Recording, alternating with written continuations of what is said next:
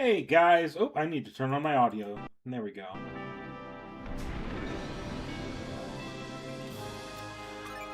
Okay. It's been a minute. I really backed out of streaming last week because we didn't know how long Seki was going to stream both days, and we wanted to give her sort of an opportunity uh, to finish Heian Gyo. So that's actually why I kind of disappeared last week from my usual stream. This week we're going to be oh, hey Jens. I mean, that's how you do it. You just don't tune in 5 minutes early, and you catch it on time. But yeah, I just wanted to give Seki some time to stream last week, so that's why we did it Saturday or today. I originally wanted to go pretty long today to really push it and basically do 2 for 1 on one stream. That's not going to happen. I'm actually going to see Toy Story later, so that's why I moved the stream up a little bit. Okay, if I'm not wrong... Is this the jail? I've got to go to the jail. No, it's Duking's. As for what we're doing this week, I'm actually planning to stream a lot more often while Seki's away. Partially because a lot of my stream time actually normally goes toward, like, when I could be streaming, goes towards other things like channel recordings. That's on pause for like a month for me. And since that's on pause, I can take some extra evenings to stream if I push myself a little bit. So, like, this week, we're going to be back to normal on Monday with another Pokémon Colosseum. And immediately following Pokémon Colosseum will be Wednesday. I'll be doing my rolls for FGO. Well, I actually plan to, depending on the progress we make in Pokémon Colosseum in the next 2 streams, I actually want to make it a point to pivot to doing an extra stream of FGO during the week if possible. So, just for the next week, you might see me doing interludes until Ordeal Call 3 drops. Once Ordeal Call 3 drops, all focus is going to that. It's the hotel. Where's the jail cells? I know they have the jail cells around here.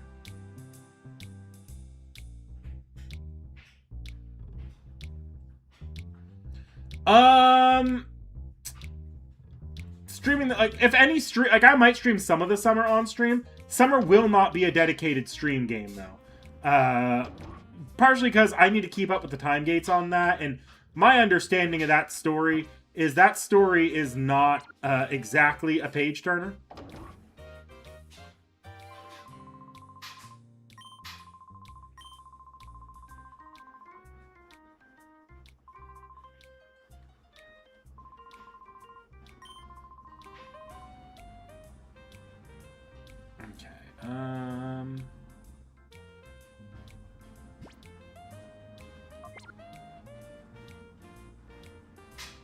To get to the under, I've got to get him out of his jail cell, I'm pretty sure. I think it was them.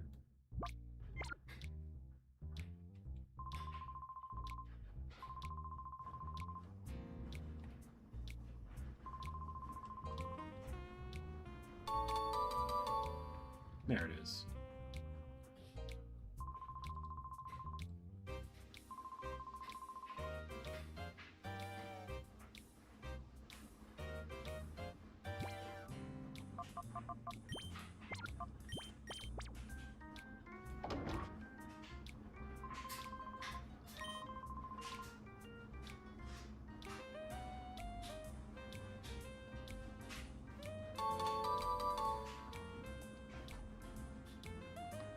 It might actually be them I need to let loose.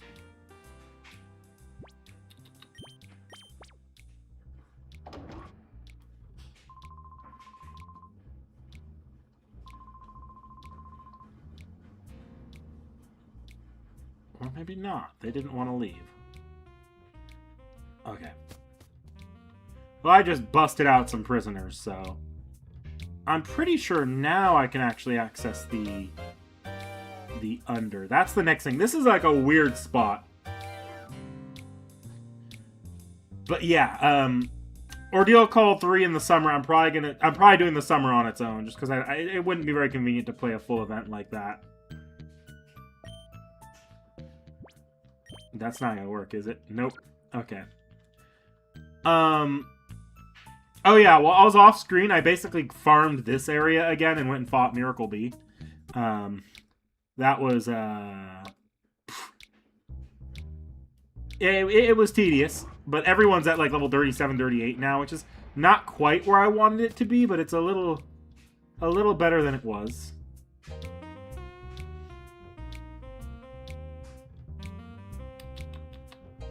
Okay, I need to go to the fortune teller. I am so lost here.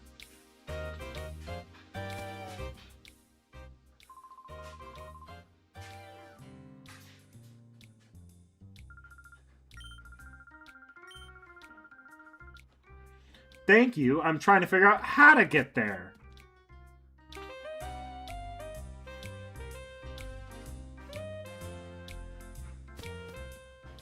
If this stream ends up being me stumbling around trying to find the under for hours, I'm going to crash out.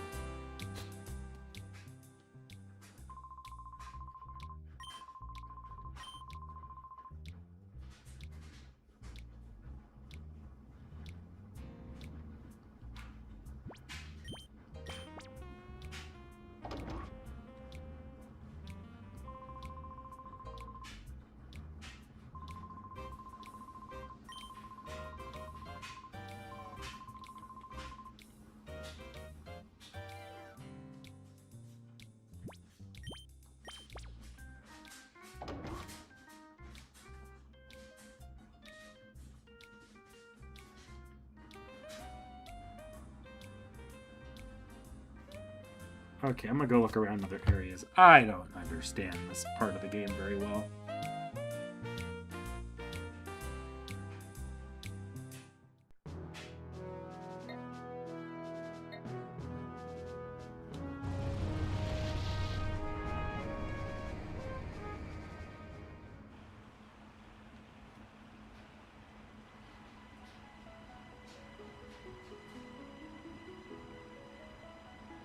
I actually should go buy more Pokeballs, too, because I actually have a lot of money after grinding. No, not here. This place is completely optional if memory serves. Okay, I'm just gonna pull up the guy. This is... I remember getting stuck trying to figure out what to do here as a kid, too.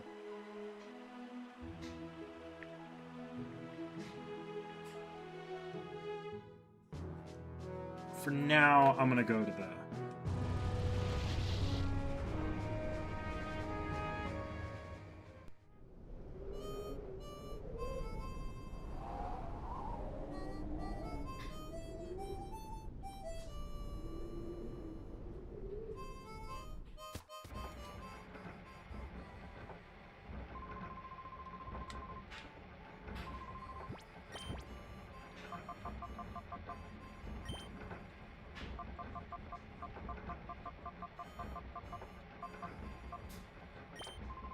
Just get 30 Ultra Balls. At this point in the game, I'm not going to bother with Pokeballs. I should have the money to manage.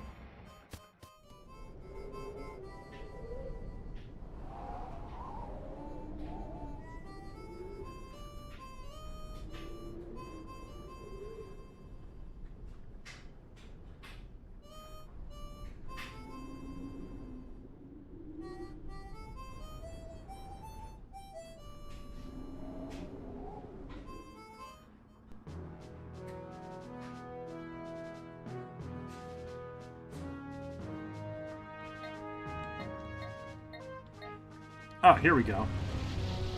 This is where I need to be. Okay.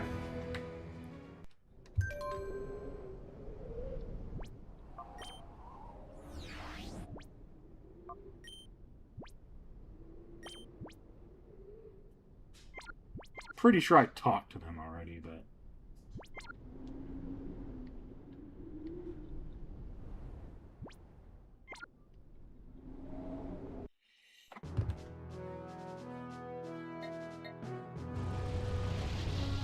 all that did was make me have to refight that one girl in front of the elevator. So... no, it's this one.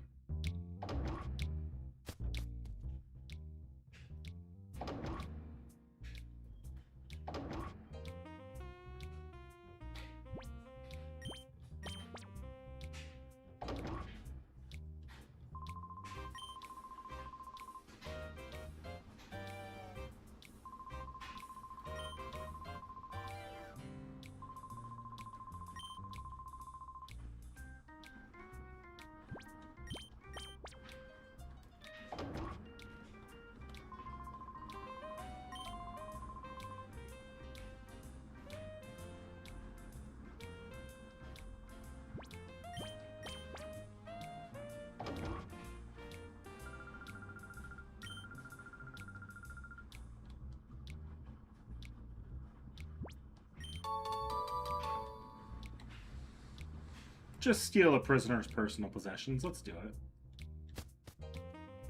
Okay. There we go. Forward progression, finally. I am going to go save real quickly. I should have saved in the jail cell.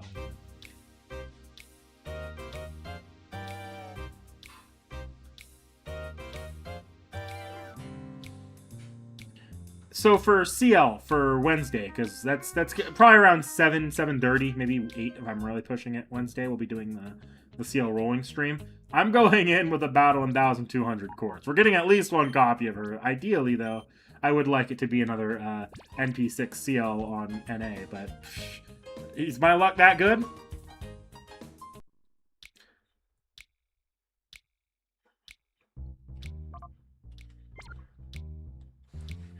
It could always end up being a pretty. It could end up being a miserable stream if I count my chickens before they hatch here. I got a little bit of a whale fund if I really push it, but I'm not. Ideally, I don't have to touch it.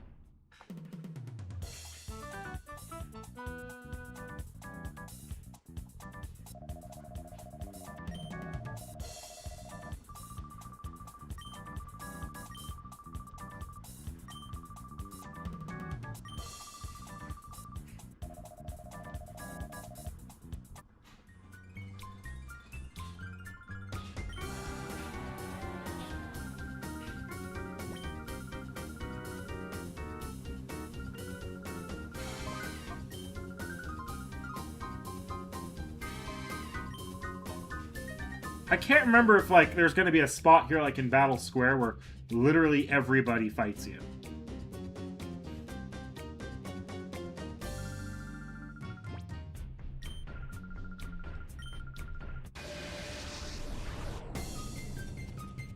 I should have switched out my team, because I've got a Pokemon that's already level 38 at the front of my card. Whatever.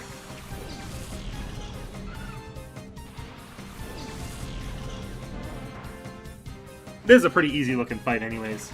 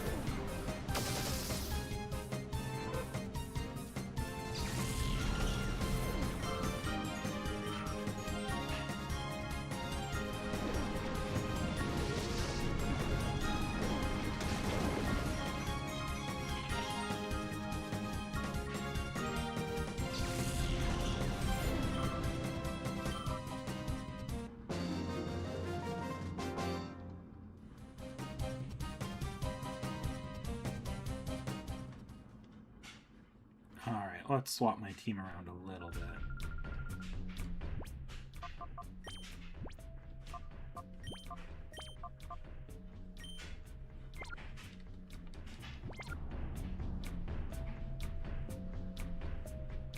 Oh, vending machine. That's funny that those are still in this game. I'm sure there were some before, but I never, for some reason, I didn't process that they just had the traditional Pokemon vending machine in Colosseum.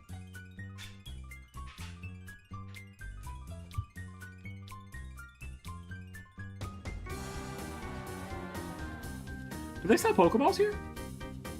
This is like supposed to be a big like underground city. No, they sell TMs though. Blizzard, Hyper Beam, Light Screen, Protect, Safeguard, Thunderbolt, Reflect, Flamethrower. Might be worth it. Secret Power, Hidden Power.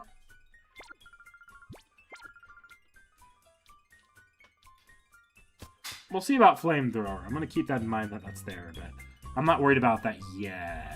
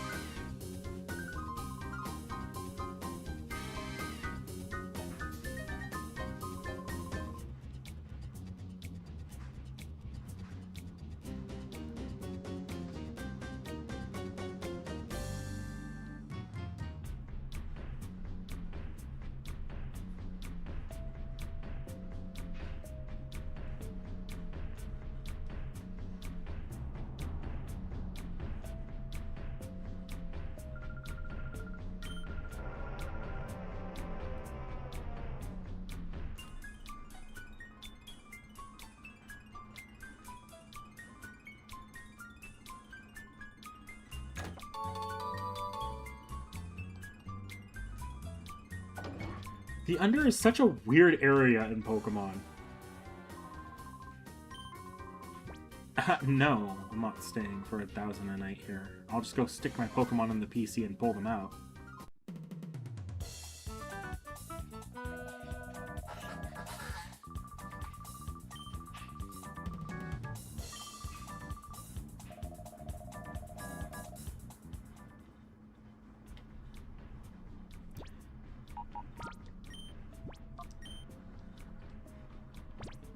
Like, this is supposed to be an area that, like, nobody else in the region knows exists. And for some reason, there's just people living here. Like, this is conspiracy theory bullshit. That's just in this game.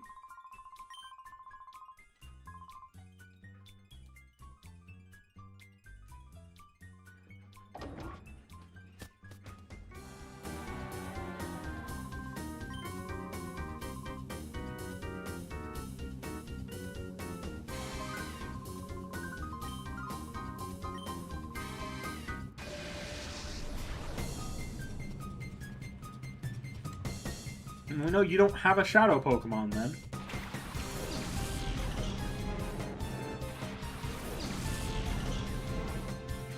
My luck, always pulling out, like, switching my party around and ending up with, like, the worst combination against the trainer I'm about to fight.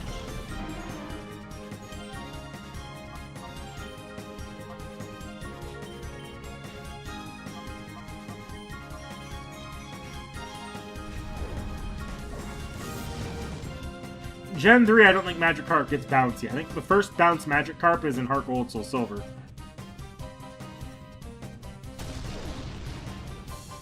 Not that Feebas is a particularly scary Pokemon.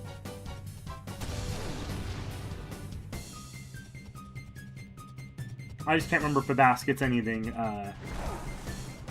anything even half useful. Or if it's just effectively a regional Magikarp.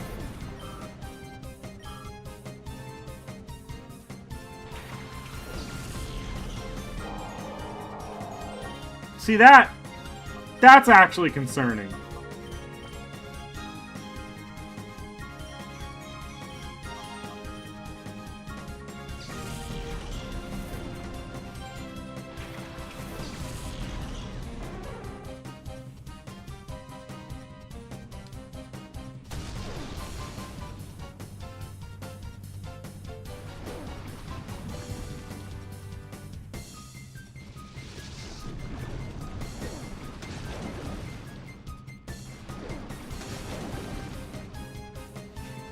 Oof.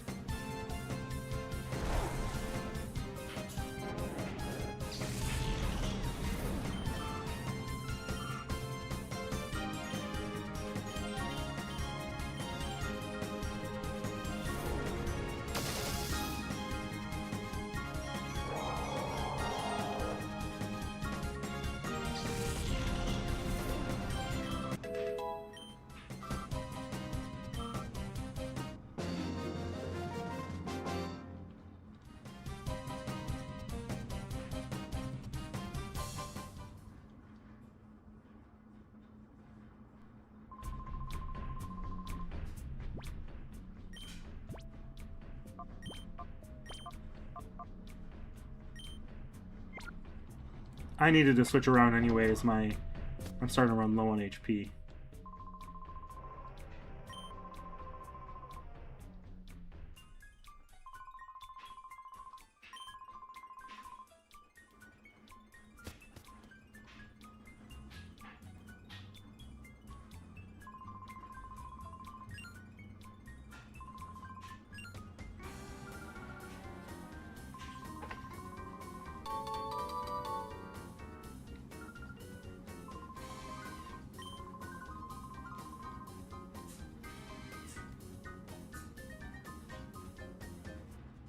Okay, Rui, why do you have to have BDSP following Pokemon Syndrome?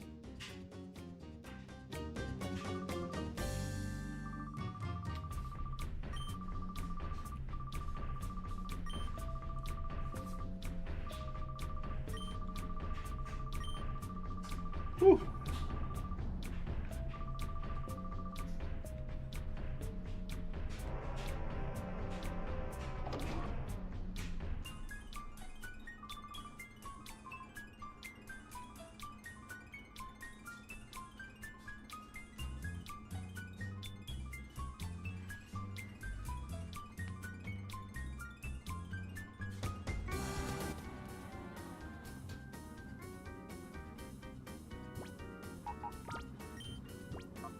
Do I need to save this often? No, but anything to... If there's a crash or something, I'd prefer it not destroy my ability to... or not throw me that far back.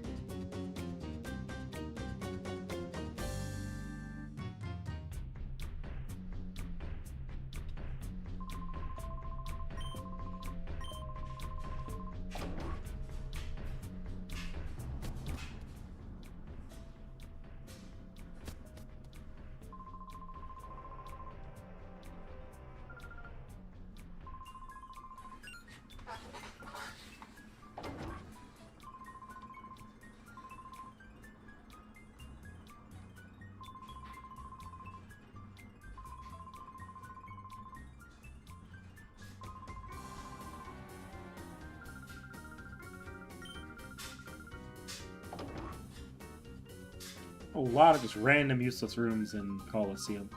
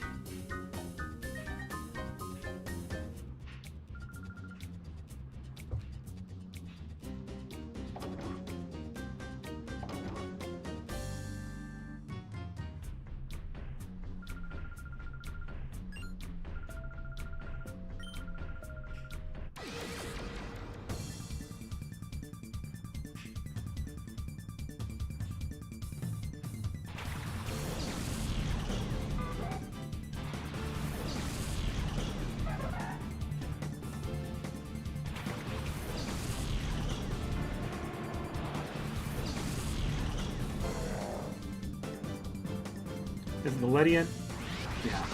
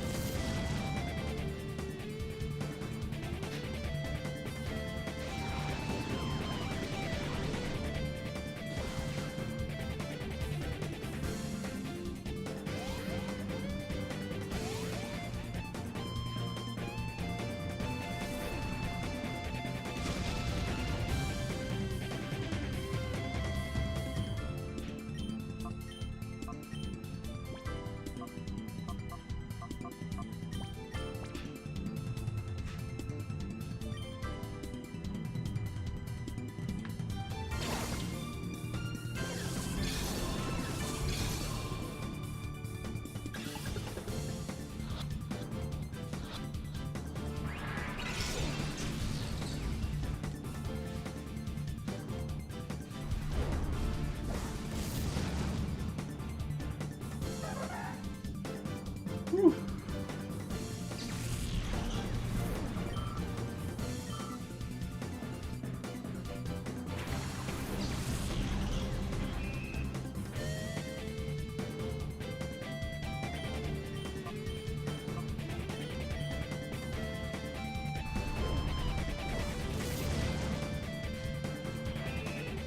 I'll say the EXP here is much better than farming up the same, the Mirror B tower and the Mirror B cave.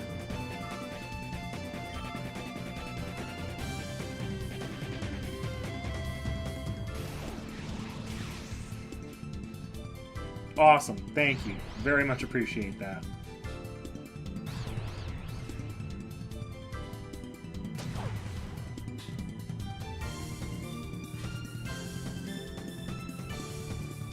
What empty room, Nerfmeister? You mean the various rooms in the building?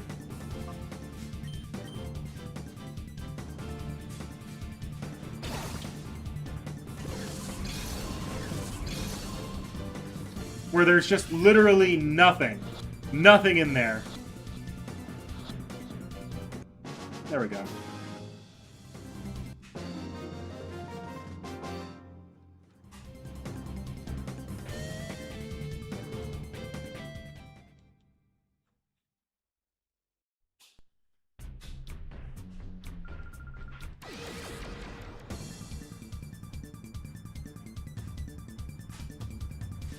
What happens if I lose to one of you? You're actually a little bit stronger. Hi, Nerfmeister. Yeah, Seki's gonna be away for a hot minute. I want to say she's gonna be back streaming sooner than you would think. Because technically she's out till like mid-August as far as being out of town. But she did bring her streaming equipment with her. She's planning to stream in early August, so she's really just out for the rest of July. Yeah.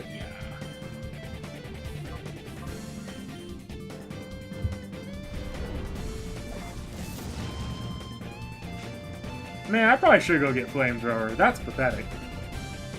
For a super effective move.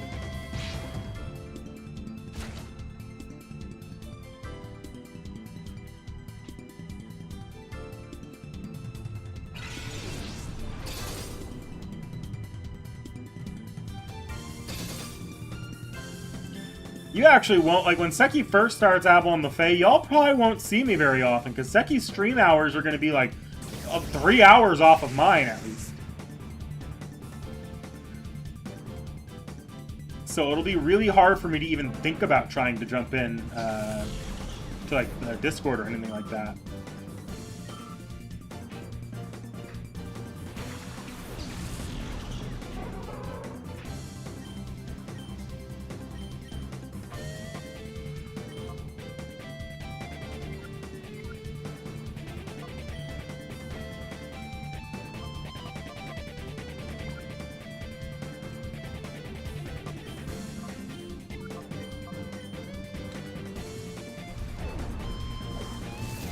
So I said it earlier while there was, like, I think it was just Jens in the chat, or there might have been nobody in the chat. I actually do plan on streaming extra times while Seki is away.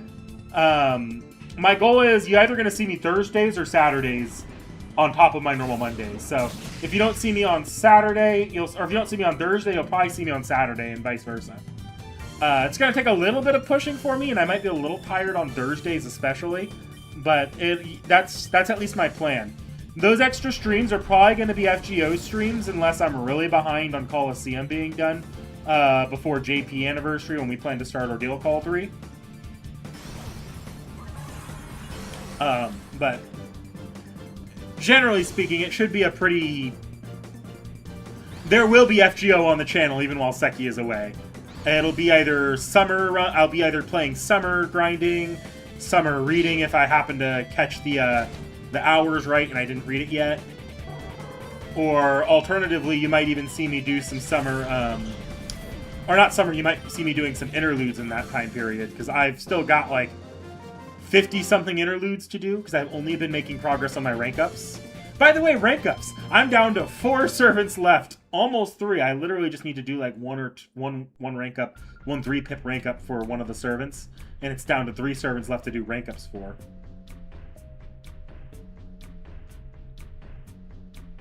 Okay, but how do I rescue you? I assume I have to go to the Colosseum.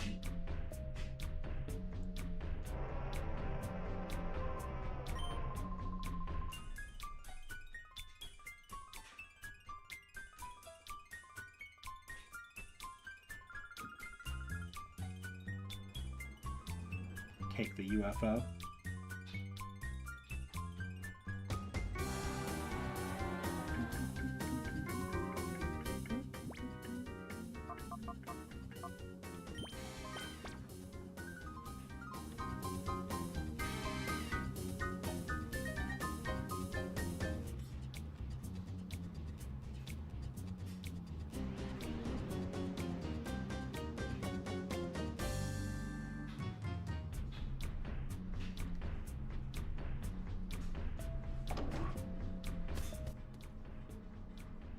What do you sell? Ah, this is the herb shop. Interesting to put the herb shop down here. You'd think that'd be in like like they're like trying to label that as like sketchy, like more sketchy than it usually is. Usually they label it like something more like old, like this is Pokemon medicine in its most natural form. Here's the actual healer.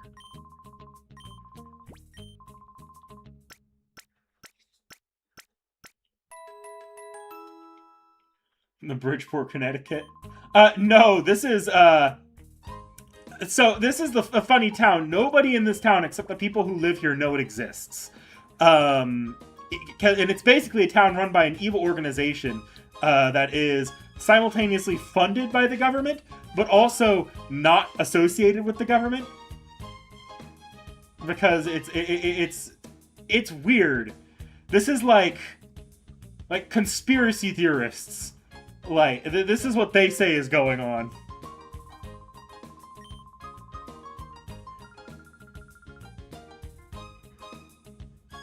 I mean, they were openly giving out shadow Pokemon in Pyrite Town, too.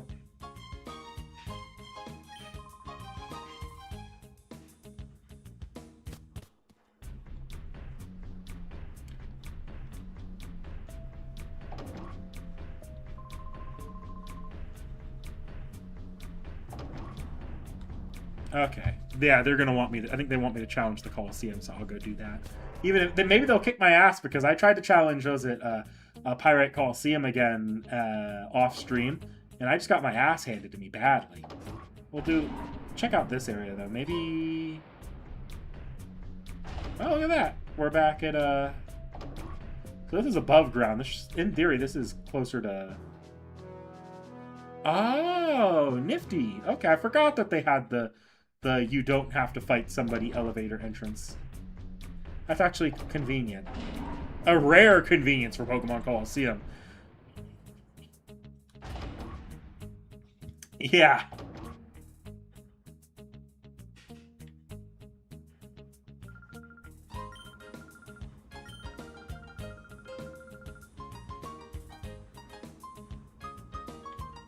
Okay, so I need to go do something else, apparently.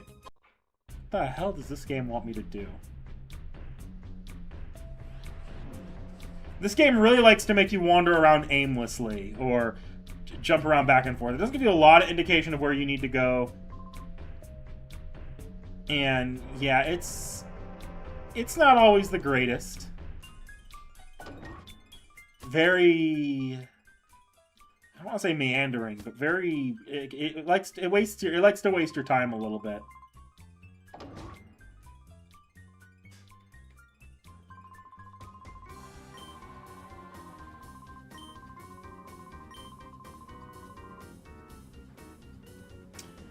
Look, I appreciate that in terms of the battles here, but this game, it's less in the not holding your hand way, and more in the... It's smaller things. Like, this game doesn't give you a bike. It doesn't... You have to go to Pokemon Centers to save. It is pretty purposely making sure you're doing things as slowly as possible, and it's not necessarily intentional to the game either, to the game experience either. It's hard to describe. This game wants to slow you down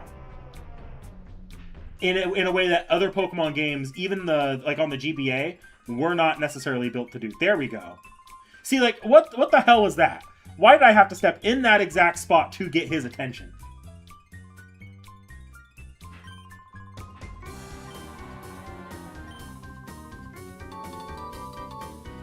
Artist, okay.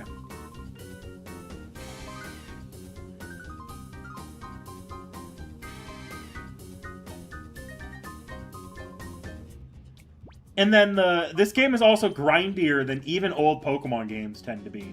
Like, I could go play Pokemon Red and Blue, and it's less grindy than this. Gold and Silver are less grindy than this.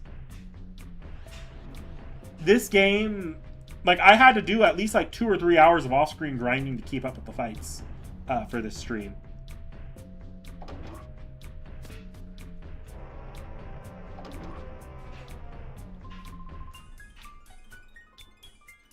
I should go save. We're already at the boss fight for this area. Because if you were to actually... And this is why it's so grindy. If this were paced like any other Pokemon game in terms of how how quickly things moved, or how intuitive it was, this game is ridiculously short. Like, this game is maybe 8-9 hours at best if the fights weren't such a large level spike. And the fights, when you actually do keep with levels, the fights are fun. This does not hold your hand fight-wise. I actually like this game in terms of the fights being really difficult compared to the mainline games, because of the way it uses double battles.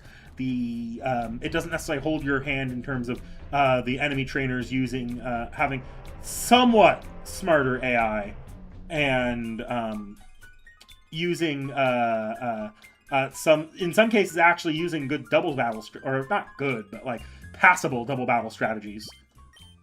It's just not. It's everything between those fights that's kind of weirdly designed.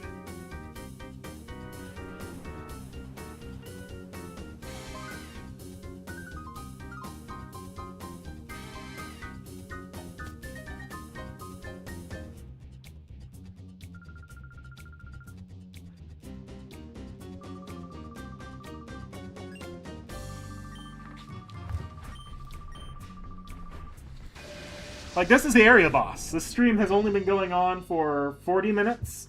I entered the area at around 15-20 minutes in, already at the boss. And there's only one more major area before the end game. Like, look at the level differences here. I had to do a lot of grinding off screen to get my Pokemon to level 38 to 40. And we are 7 levels below. It is a very grindy Pokemon game. I actually don't have a lot of hope I'm going to win this, but... I can hit that Delcatty. I was like, I can't hit Delcatty with a fighting type attack. It's a fairy type. No, it's a normal type. I don't remember. I think it gets fairy later in Gen 6 onwards, but Gen 3 it's still a normal type.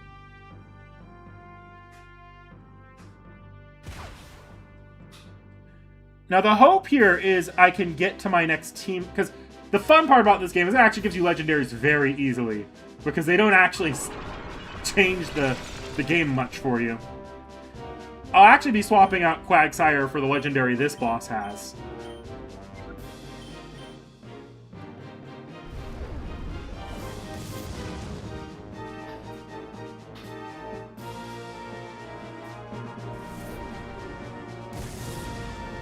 Come on, Hariyama, I need you to hit at least one of these.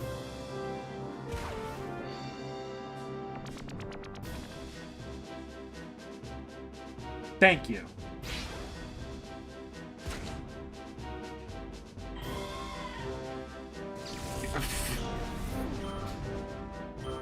About at that level, yes, Nervemeister. Oh, I forgot you had a Steelix.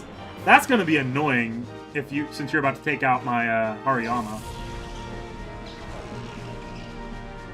Okay, we can work with this though.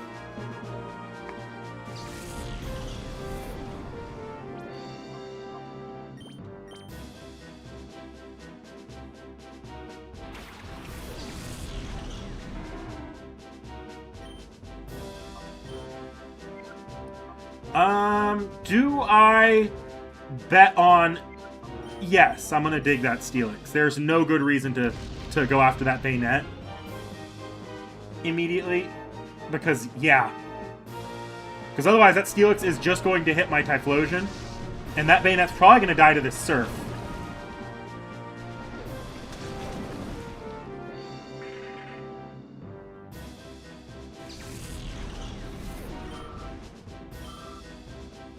I mean, this is going better than the last major fight I did, where I only won like if I hadn't caught the legendary Pokemon in a single turn, that'd have been it. Ugh, that Steelix is actually going to be the painful part of this fight. And you're about to take out my Quagsire.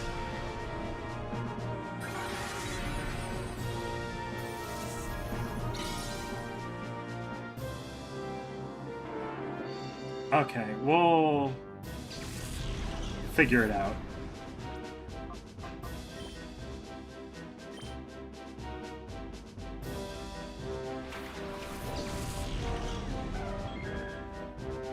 Oh! Oh, that's gonna knock them both out.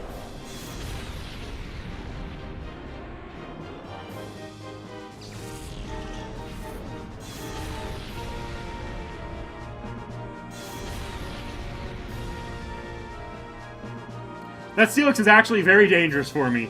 If I'm being quite honest, that Steelix needs to die this round. If that Steelix does not die this round, it is going to wreck my shit open.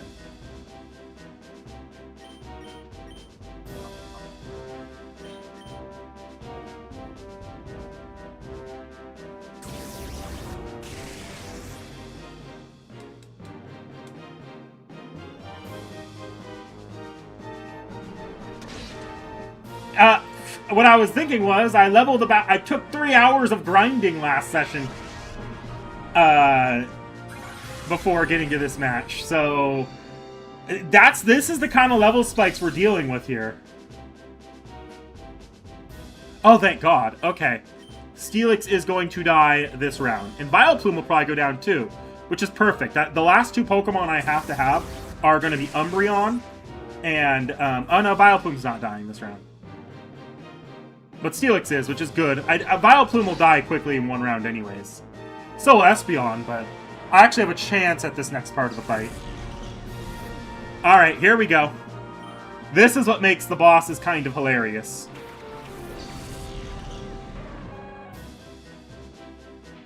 Now I have to catch a Suicune with my last two Pokemon available to me. Espeon, thank you. It would have been remarkably inconvenient had you gone for Umbreon.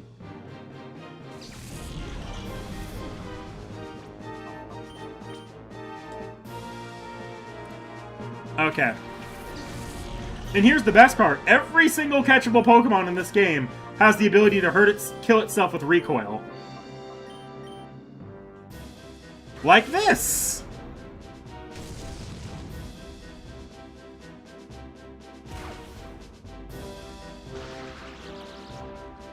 wastes my turn with Ampharos, but I'm not that worried about that. I would have liked to kill Vileplume in that round, though.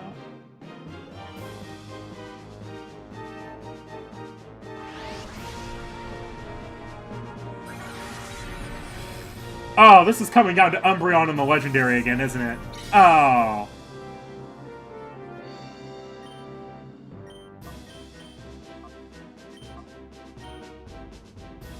Because this is not going to kill Vileplume after that last round. But I'm going to knock it out with Ampharos here.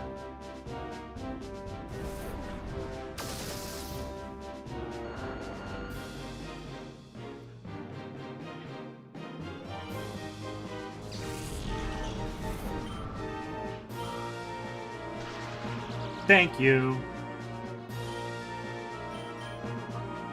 You and Ampharos is going to be my Ultra Ball Pokemon until eventually Ampharos goes down and it's a one-on-one.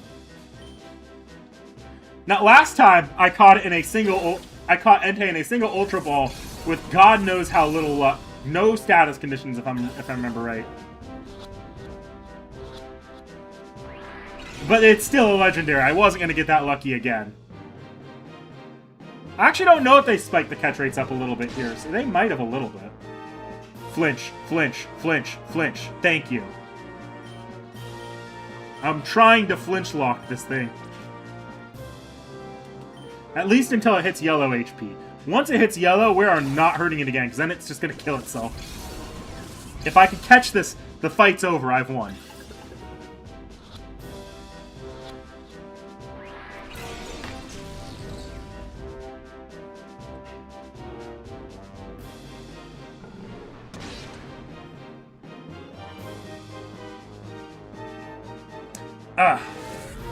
Is Ampharos dead, or are you going after? Yep. That's very inconvenient.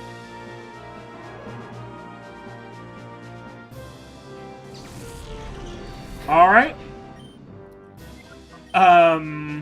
This ought to be fun.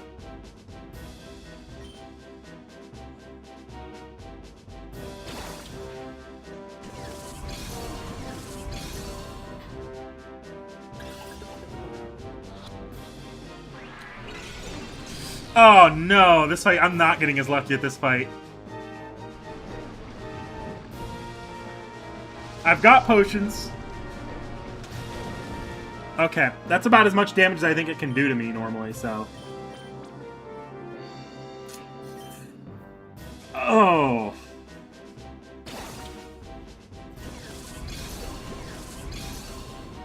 Yeah. Look, you couldn't pay me to Nuzlocke this game. I'll say that much.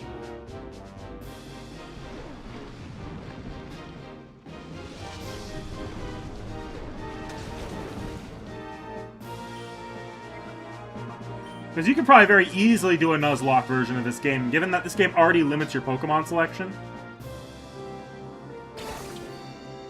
The weirdest part would be you would have to alter the area, like one catch per area requirement, because playing like that would only result in you having no team variety with anyone else who plays this game. Not that this game offers the most team variety in the first place.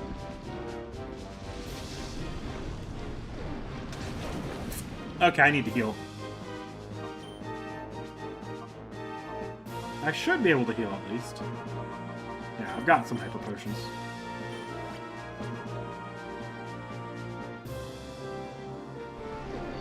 Now, I would like him to start using Shadow Rush again to knock his HP down a little bit.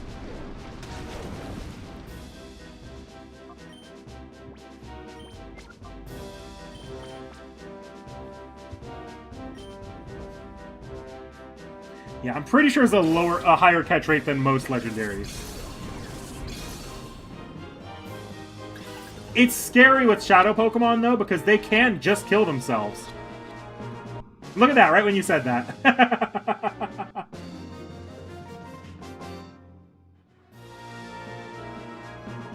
The only thing that makes that fight easier than it could be is that the Shadow Legendary is a much lower level than the rest of her team.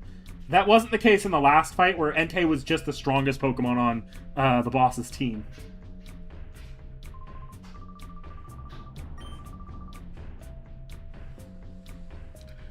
Now, I'm technically supposed to chase her. But I'm pretty sure that's going to result in fights. And... no, I won't read it. That's lore I've read before. Oh! First rare candies in this entire game. I don't know what if I'm going to... I'll probably use them on... well, no, Suicune's actually at standard for my team. And I do plan to put Suicune on my team to have a better surfer than Quagsire. I'm gonna go heal before I continue the story. Story gameplay dissonance, what?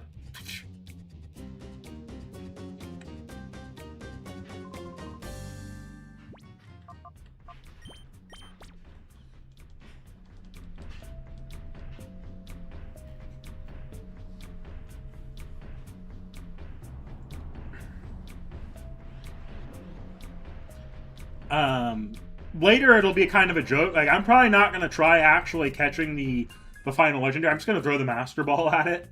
Because you get the Master Ball right in time for it. And it's not what I'm using on my team anyways. And there's nothing else to use the Master Ball on in this particular game. I could use the Master Ball on the final boss, I guess. But maybe I'll show off the replication glitch. I haven't been using that glitch at all in this playthrough. Because I didn't really want to abuse it this time around. But when I'm playing on my normal time, you can actually save money on Pokeballs by using this glitch.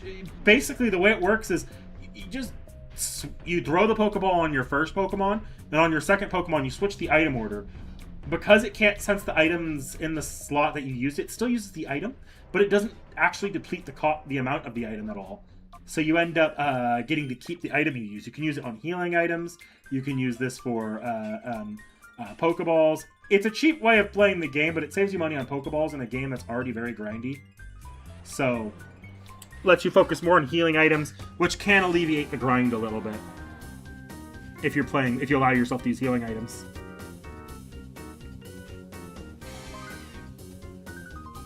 What's my order? Am I still getting the levels I want in this? Yeah, I haven't switched in Suicune yet, but I'll do that after I've purified him. And I have a flute to instantly purify him, so... yeah, see, she's running away, and I just took like 20 minutes in-game, effectively, to go heal my Pokemon and come back.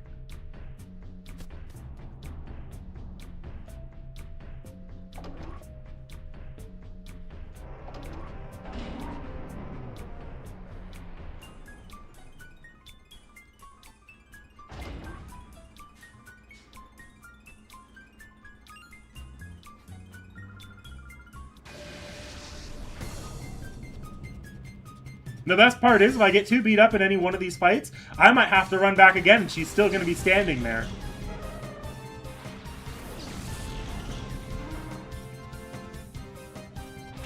Gligar's not the best Pokemon for the setup I've got going. Not the best. Can I catch it? Yes, I can catch it. Okay. I'm glad I won't have to kill it. Gawain, not a lot I can do with Gligar. Against Gligar, so we'll just chuck the ball. Yeah, I should be able to knock out the Vital Growth. The Passionate.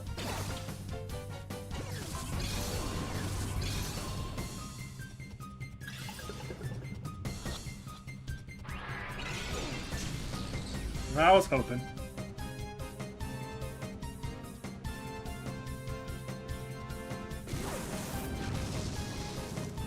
Glad I didn't use Cross Drop.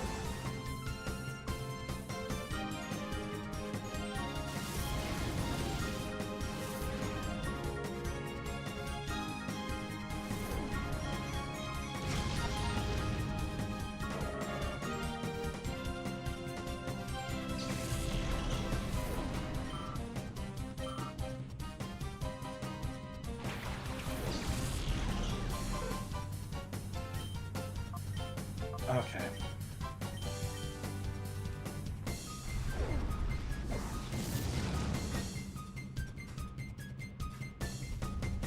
See, that's not good. Might make up, and here we go, more recoil damage.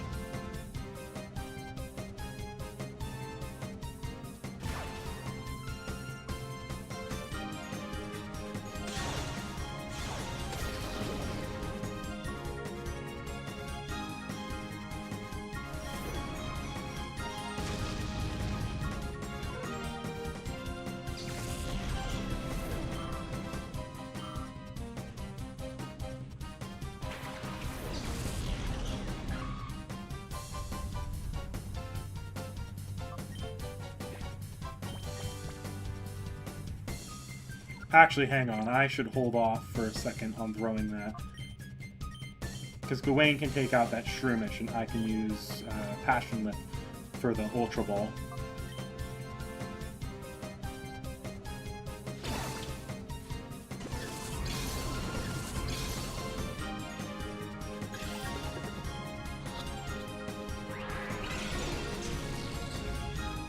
Why is Gligar harder to catch than Suicune?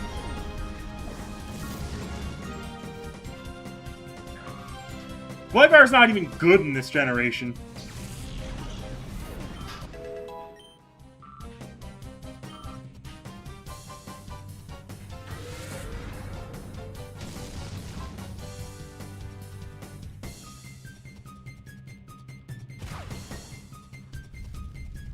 This Gligar might end up getting itself killed. Ain't gonna lie.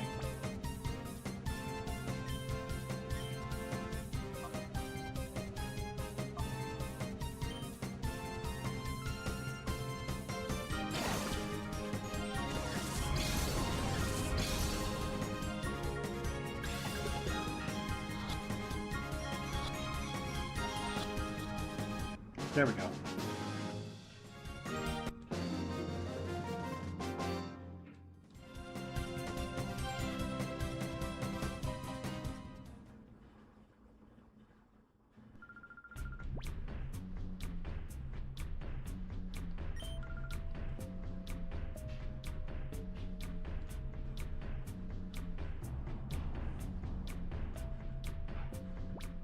Shuffle around my team just a bit. No, I'm going to keep Passion Lip in, but I want to move Dumazid in. Dumazid is just consistently one of my best Pokemon. I think it just hits harder because it's got good moves and good stats, as opposed to Typhlosion, which has okay stats but terrible moves, and Passion Lip, which has decent enough moves but terrible stats right now because of speed. With moves that don't quite compensate for the stats. Dumazid, decent stats, and Thunderbolt always works. Of course, I move my Fire type out of my team the moment the Grass type comes out. That's how it usually works.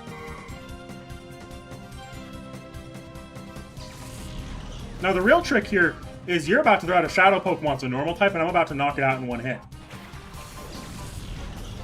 I think you're actually a Shadow Pokemon. No, you're not.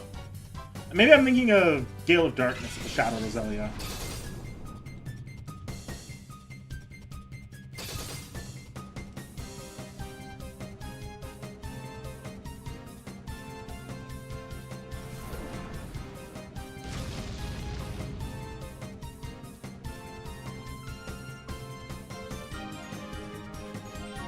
Yes!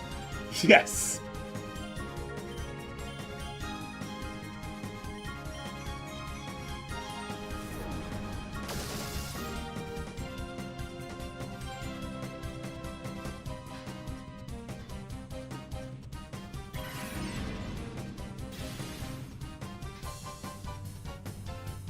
Look, it started as a she. Oh, you're gonna knock out Hariyama.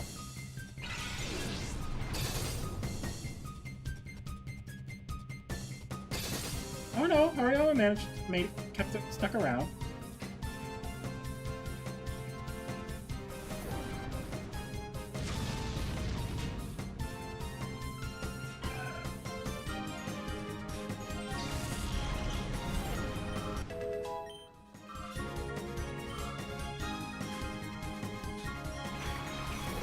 Here's the Shadow Pokemon.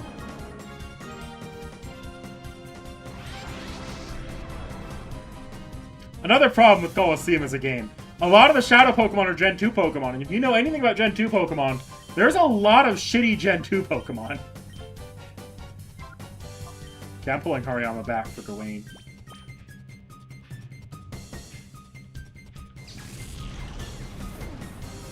Humanized Ghost Art? Yes, I'm aware of the new alter ego. I've been trying to get him a little bit in JP. I could have gone without losing most of my HP to Stantler. I can also go without Stantler having 2 recoil damaging moves. I'm pretty... Oh no, that was Shadow Rush, wasn't it?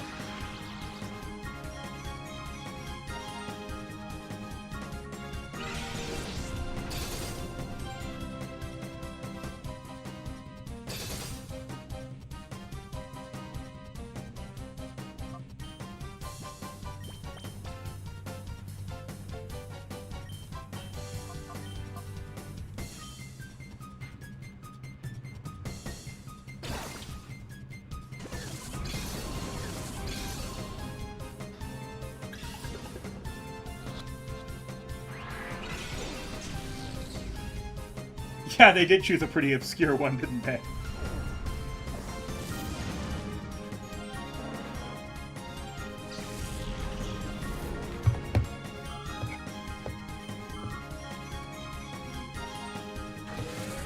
You know, knock out Typhlosion? Yeah. Okay, we'll bring out Umbreon. Umbreon's really good at chip damage.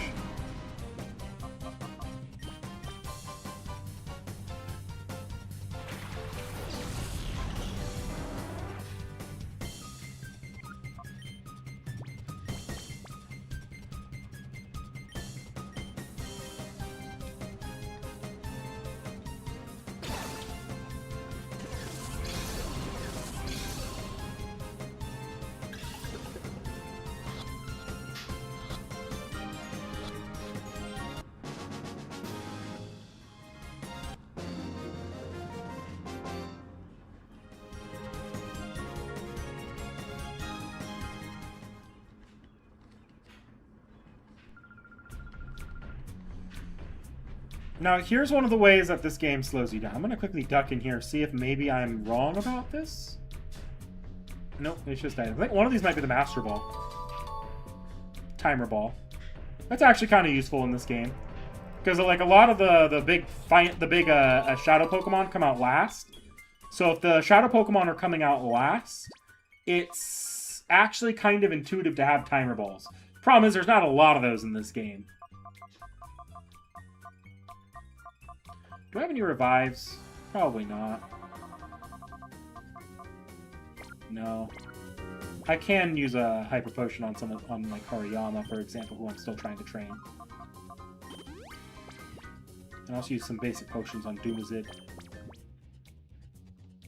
Gawain doesn't need to be caught up at all, and Jinako getting removed from the team in a bit. When I'm near the Mako reactor? Yeah.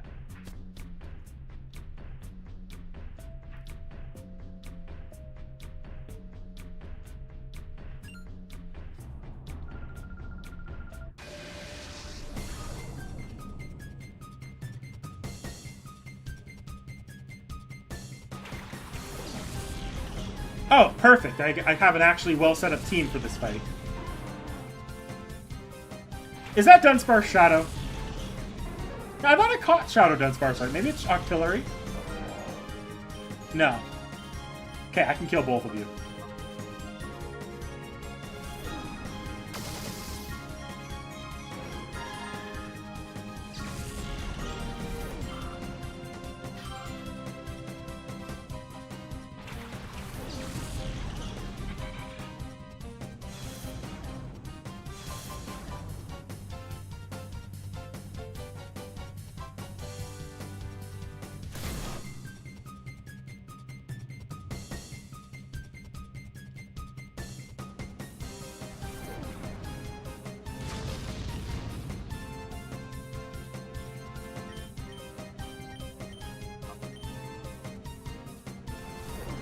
That's a really, really buff lady.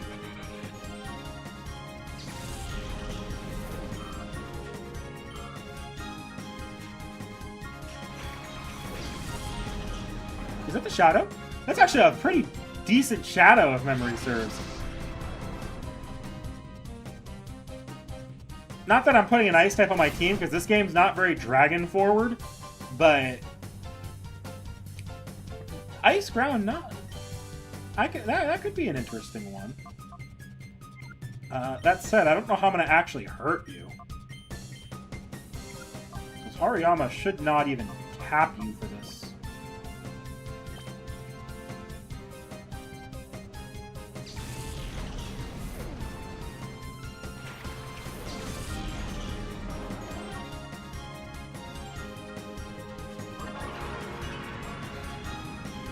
Oh, I didn't mean to use that on you. Okay.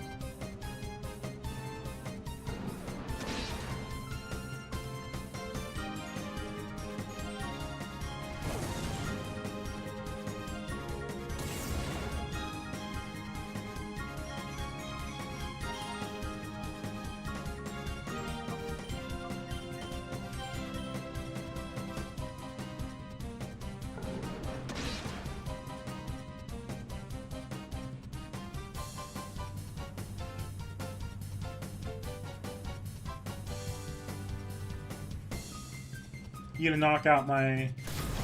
Oh no, you didn't knock out Ginoko quite yet.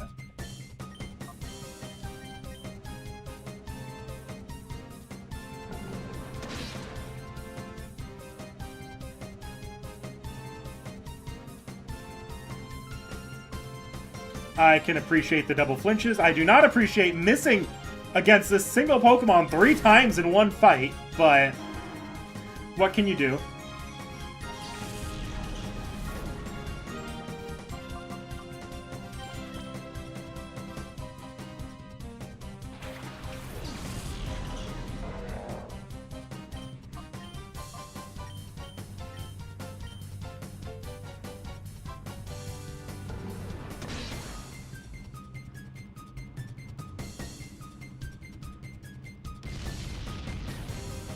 Are you kidding me?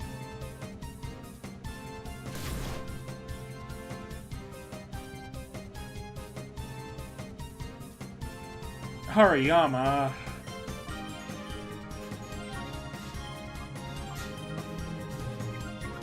I need to be careful. I genuinely almost use... Okay. Hariyama, I'm just gonna have you call...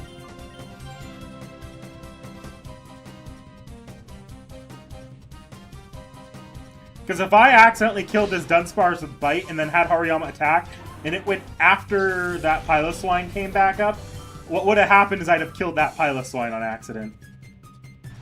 Probably knocking out Hariyama, though. Oh, no, you stayed up.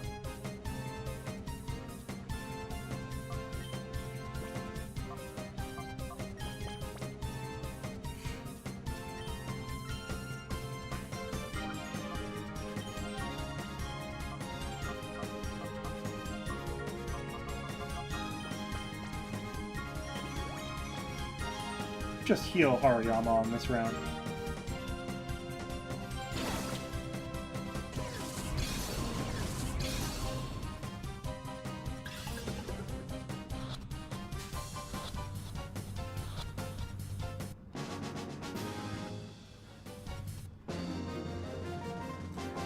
Okay.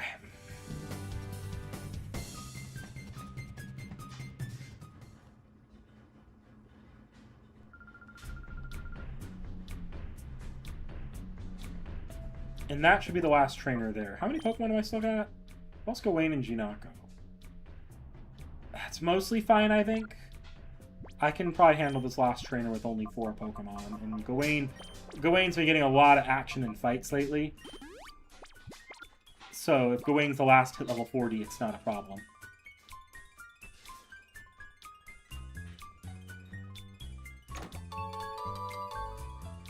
Oh, sweet. Restock my Ultra Balls a little bit.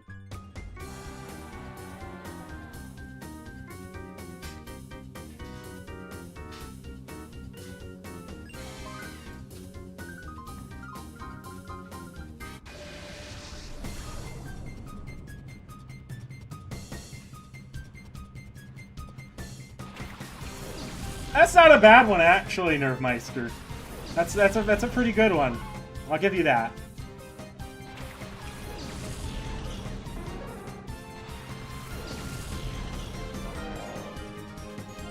Sneasel?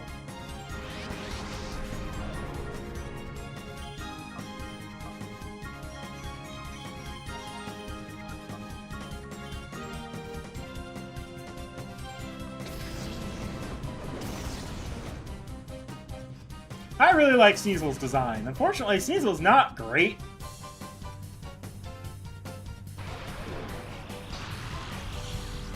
But we're going to try catching Sneasel anyways. Fun fact about shinies in this game. You don't know they're shiny when you catch them, making this one of the worst games to shiny hunt in.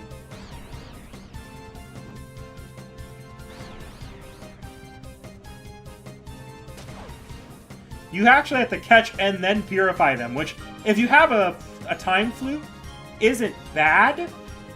It's not the single worst thing you could be doing, but you only get like 3 of them in the entire game. So if you don't have a time flute left and you're trying to shiny hunt something in the late game, it gets ridiculous.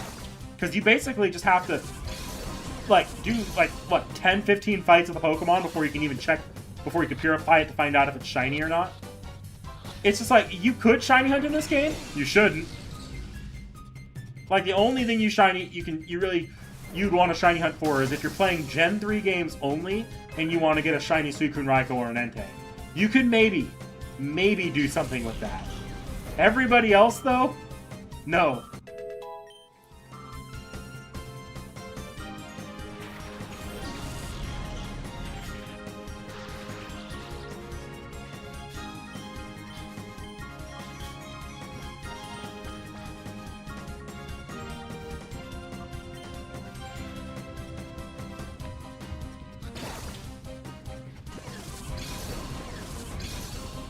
Yeah, a little bit.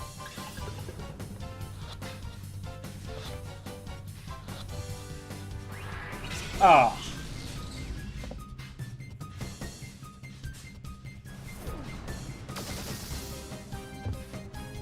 I actually high-key like the Sneasel Lion's designs.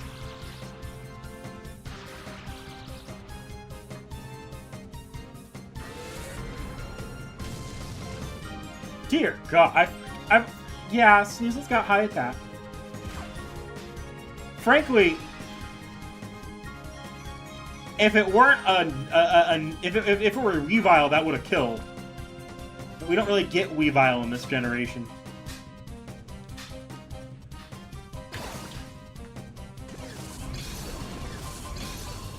Just gotta be careful, because like one tap kills that thing. I could maybe get it with an Umbreon bite. Maybe.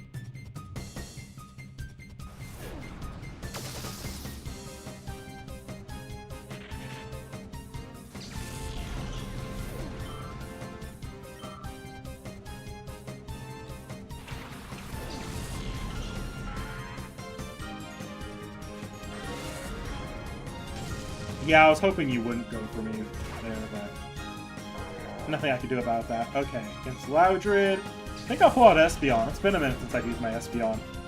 Outside of a boss fight.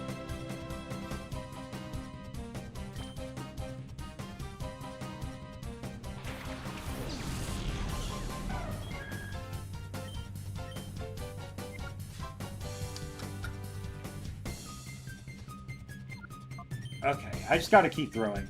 Because I can't, unless I pull out Umbreon, I can't really afford to try double tapping anybody. Because then if I kill with Espeon here, and then I immediately go in for a Thunderbolt, that very well might kill Sneasel.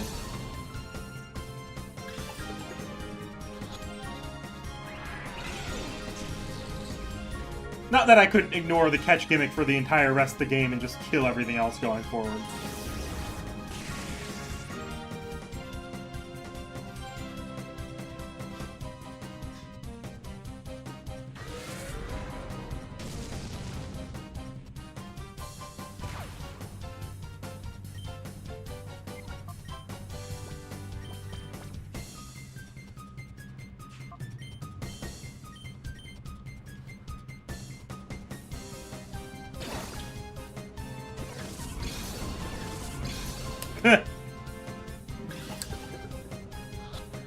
But explode.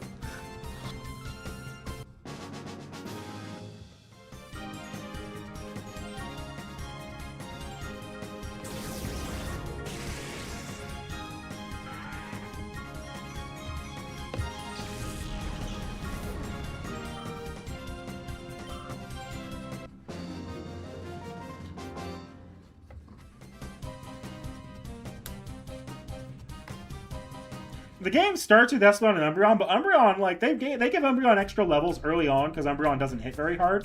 Umbreon, though, is high-key the one that lasts the longest. Oh, are you gonna make me fight those girls?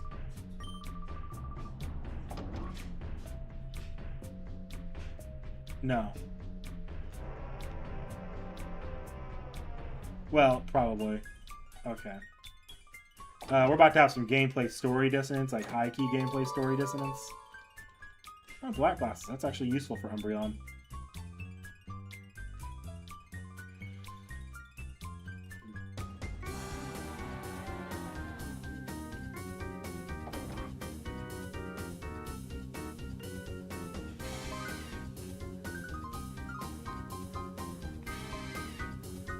Do I gamble with the gameplay story dissonance, or do I just walk right in and see if it makes me fight those two, and I just use, like, my 2 Pokemon that are usable right now?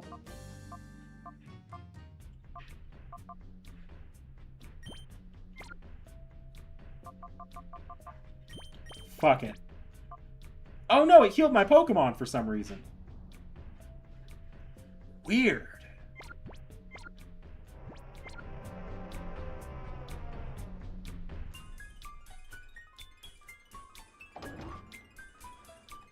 Wait, can I just walk in the front? I don't think that was actually intentional.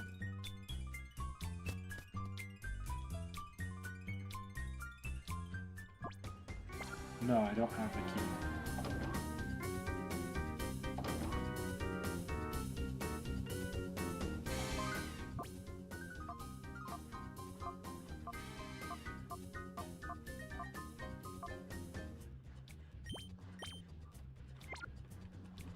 But where did they go? They walked in here.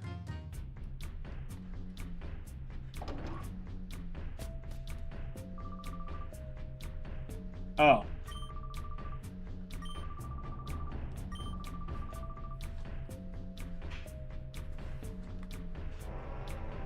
Har har.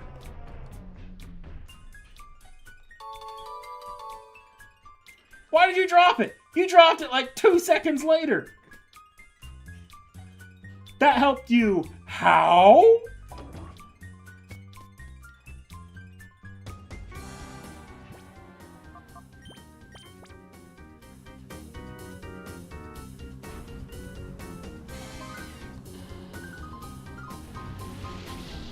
What level of incompetence?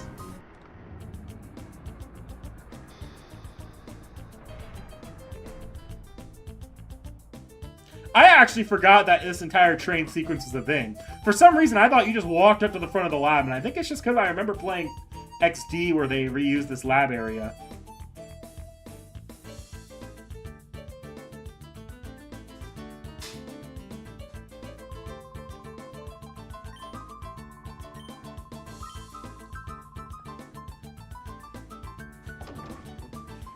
You're not supposed to be here. Let's go run away. Jesus.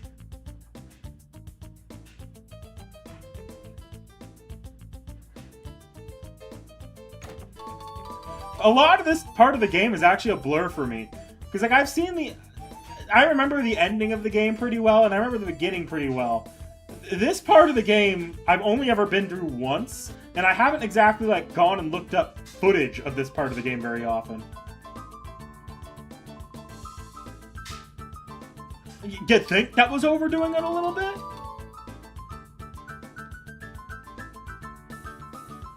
Ignoring the fact that this doesn't look that hard to get over, not in a Pokemon world. Like what? I can't just use a Hariyama to literally chuck me over the gap? Or couldn't find an ice type to freeze that, or something like that? I don't know. This is why I don't remember the train bit. It was absolutely pointless. This is another one of those time waster moments. Like, why? Why are we going? Why did we use this train with this full cutscene to go one way, just for them to blow the fuck out of the actual entrance?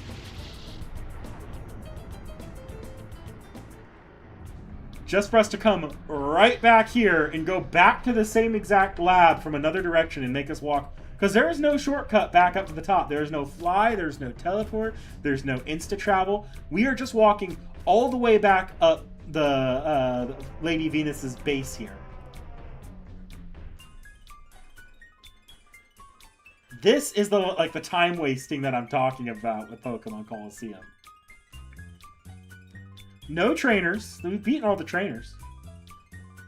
Nothing new this way. Just a slow scale.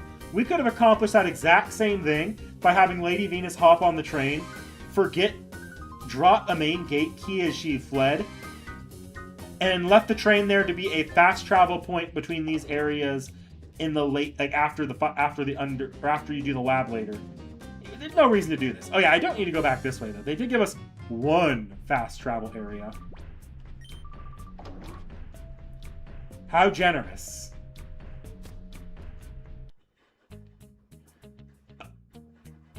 Miko Lash. Yeah, pretty much. The arena's open, and this is sort of the loop of the game. Like, I'm going to continue to the next area, see what I can do. But it's probably going to be a little higher of a level than I'm able to handle right now. Because what it wants me to do is it wants me to go play these arenas here and play them over and over again to farm EXP. Or, better yet, there's another area that's better for EXP grinding called Mount Battle. It wants me to go do that. So, there's going to be at least some of that off stream. But I'm going to see what I can do without ending stream already, because it's only been an hour and a half. I've got to at least 4:30 before I need to be done. So we'll poke into the lab area for a bit. First, I have to go purify the Suicune, though.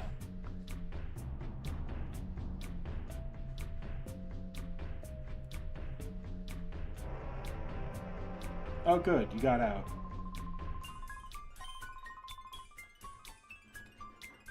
Thank you. I guess I could have left through the, Yeah, I could have left through the extra staircase. I forgot about that place. Are you going to try fighting me since I was just in a... Yes.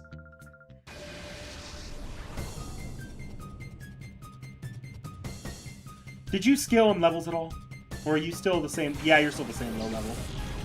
Ah.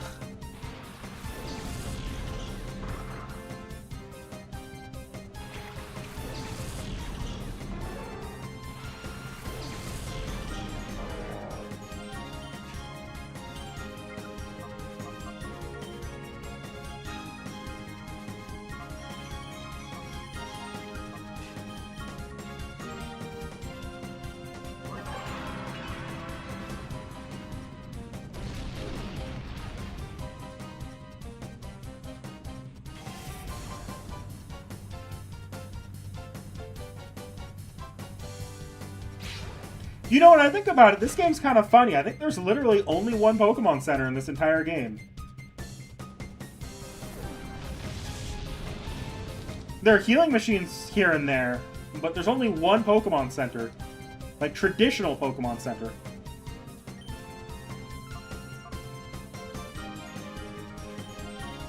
I can't remember if Phanpy's a ground type or not. Yeah, it's a ground type.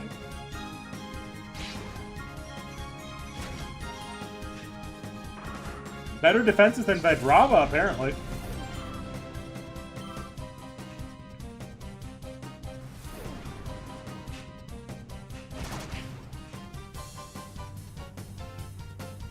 No, it's not limited hardware. It's just that there's not a lot... It doesn't make a lot of sense in the context of this story for there to be a lot of Pokemon Centers. The setting, it is an attempt at world building. Pokemon are just not supposed to be as common in this particular setting.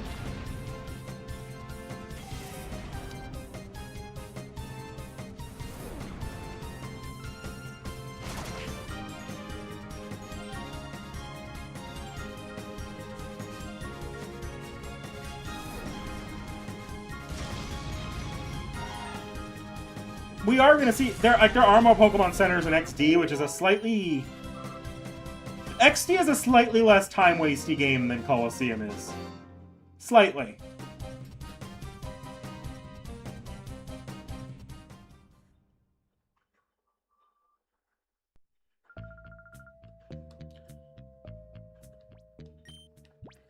Okay, I'm going to move Dumazid out for Gawain. I could go up there and heal and use that PC, but then I'd have to do like 1 or 2 more fights. Not worth it. There's also a healing station up at the top in the Colosseum up there. Also not really worth going up there, since I'm just going to go... I have to go wander around anyways. So since I mentioned it, I'll go see the new Pokemon Center. Or the only Pokemon Center in this game.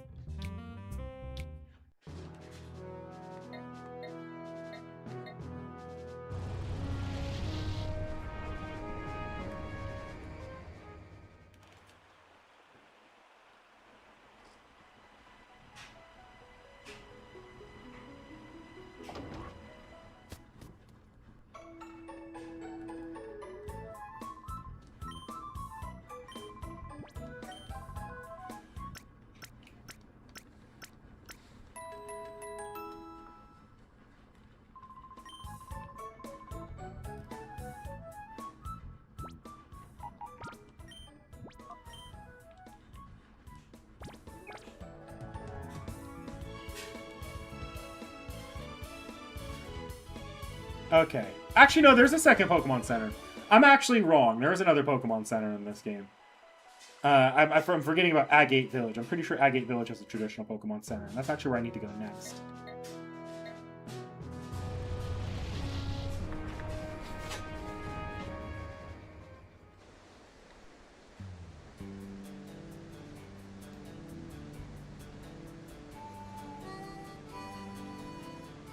See, there's the other traditional Pokemon Center.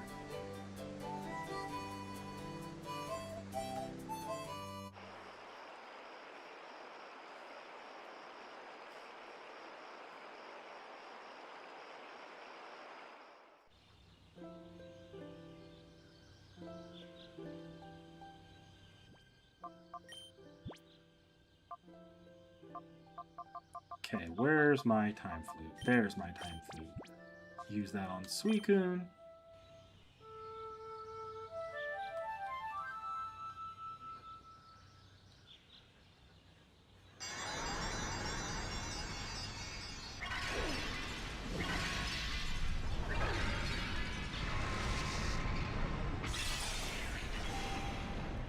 Now I need to come up with a name for Suicune.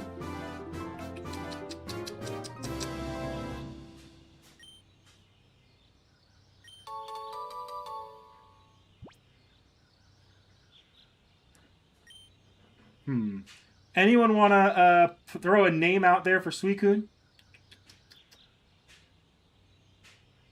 Kinda with this setting. Kinda.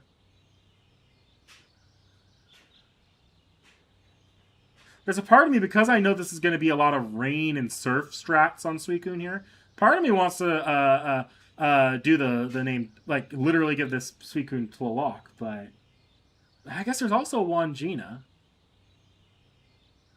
I don't want to touch the Wangina name, though. Be honest.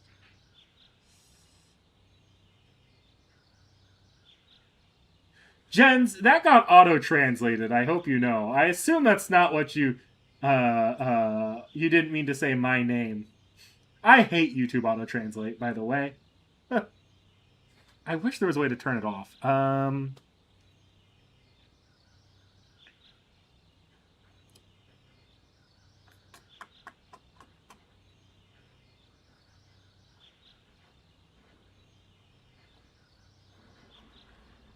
Nah, I don't want to do Wangina. There's a couple reasons I don't want to do Wangina, but I don't want to do Wangina.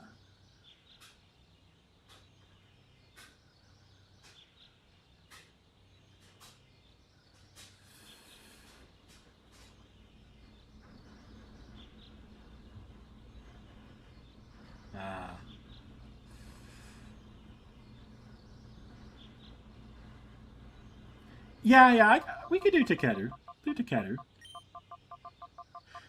Especially because legendaries are actually gender ambiguous. That actually works out perfectly.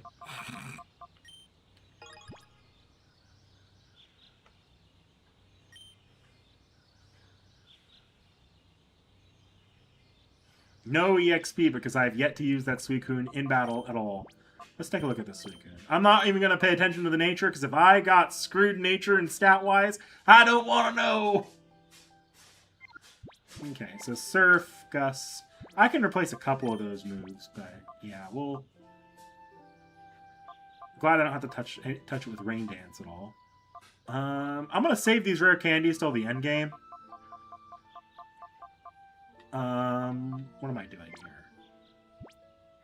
I think I wanted to save, but I can't do that right now. Okay, it's just Passionate and Gawain that need to hit level 40 now, and then... These Pokemon are about to be pretty consistently like level 45, 46 coming up, I'm pretty sure. And like, this is the only area before the end game where the final boss is in the 60s. After this, it's like the final dungeon type thing.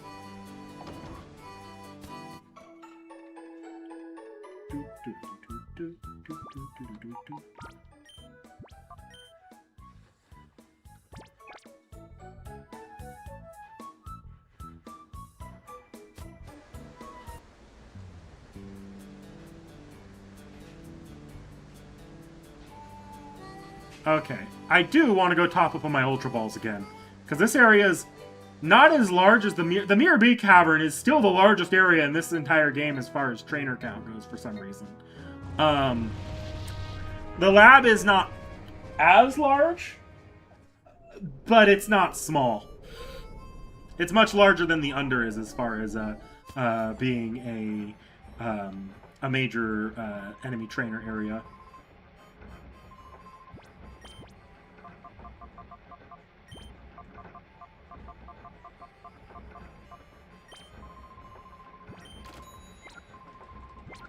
That actually should be enough for me for probably the rest of the game. Maybe I need to buy Ultra Balls one more time. But I'm sure I'll need to do an off-screen grinding after this anyways, so I should be fine on money.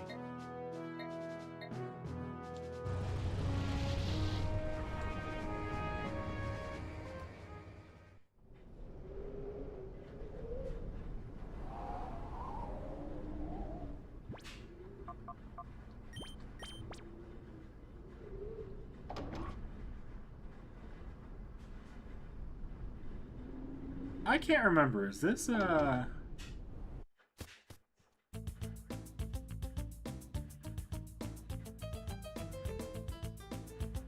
Okay, they actually do give you a little bit of an easy exit there.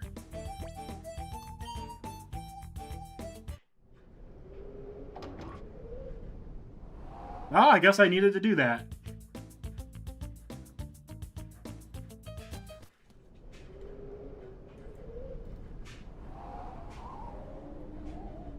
Oh, that's obscure. I would not have known about that if I didn't run back here. Okay. What's down here? Nothing. Okay, we're gonna circle the perimeter very carefully.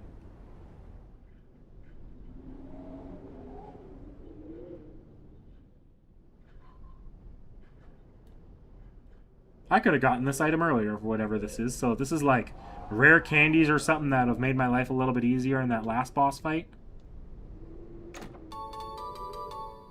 Revive. Oh, well, that would have helped in some of the gauntlet areas. Not that I needed them, to be honest. It actually probably is a good idea to save those revives for the end game, because that final boss I might need to cheese a little bit, because I don't necessarily want to be grinding up to the levels that you kind of need to make it doable on one try. There's a funny thing about the final boss of these games too. You can just catch the shadow Pokemon that they use and make the boss a million times easier. Though I think they might actually have replacement Pokemon if you do that. Also, holy quality of life, they actually gave me a PC station there. In theory, I can use that to heal if I don't want to go all the way back.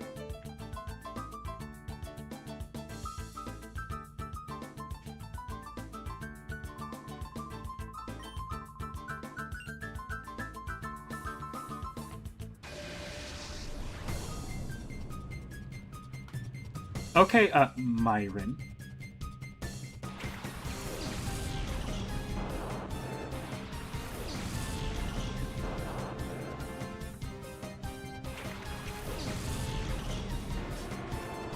I'm actually happy with this Pokemon I have out front for this fight.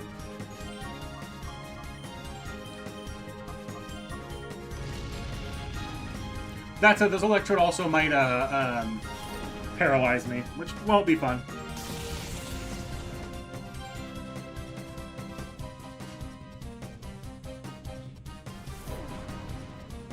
How did I know you guys were going to go for Hariyama?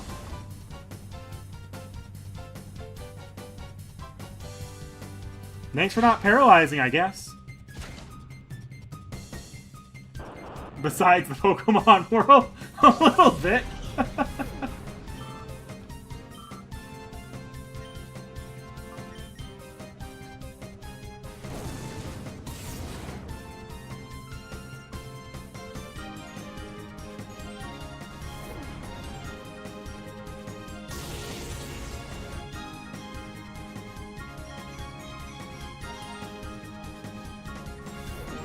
When people say they want to see a Pokemon looks like not developed by Game Freak, this actually is probably a lot closer to what I think you would get out of a lot of companies. Something that does, something that feels like it's trying to be anything but Pokemon.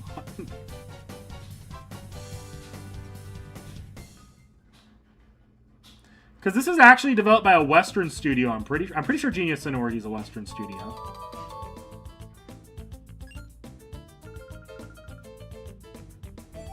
Oh, they're making me go back the other side now? What's down here? Oh. Why? This would not have actually changed much besides making me run back and forth.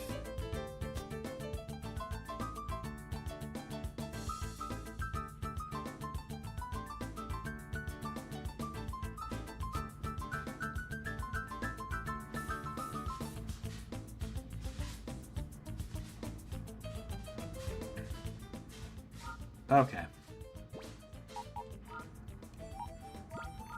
I don't want to run back and forth right now, so we're just gonna...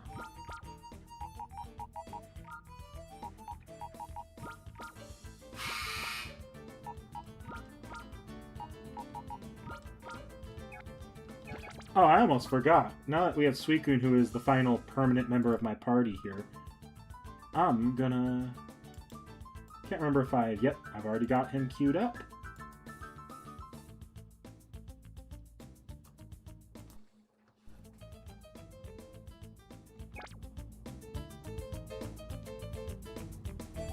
Did that heal my Hariyama like I had hoped? Yes, it did. I have technically... You know, the Western studio developing Pokemon explains it. Genius Sonority is not a huge AAA Western studio. That they've done Pokemon... They did do the Stadium games as well. But you can tell that this isn't... They didn't necessarily go into this wanting to make a normal Pokemon game. Like, they didn't... This is not what you would probably see... This is not what Game Freak would never make this. This is effectively what happens if you release an officially published fan game, but put it on the GameCube and give it a little bit less budget than it probably needed.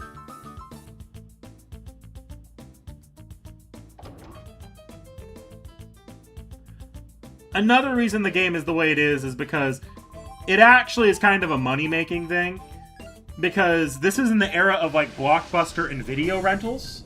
So the fact that the game is so slow to get some of these really, really beloved Pokemon, and the fact that you can't trade till you beat the game, it's meant to keep the game in your hands as long as possible, so it's very unappealing to have to rent it to beat this game. A lot of the game's inconveniences can probably be traced to that, actually.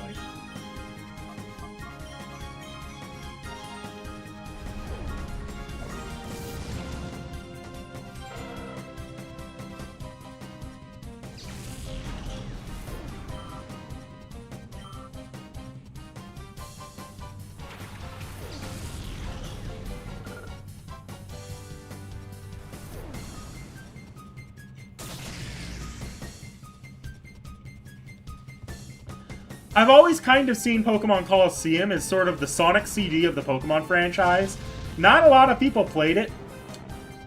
People that play it kind of love it for what it is. But like when you actually, if you were to actually put it up against the rest of the franchise, it's kind of a mess of a game.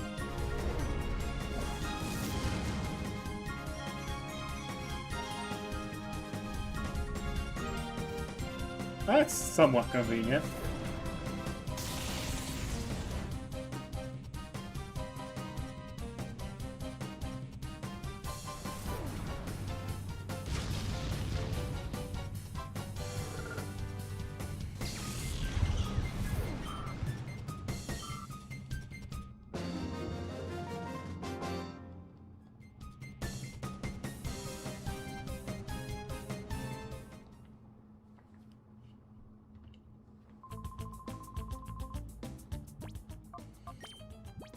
I want to quickly go through my health items here. Because I got the black glasses recently. Didn't I? I have an EXP share too. That can help at this point in the game, but... Where'd the black glasses go? I could have swore I picked those up.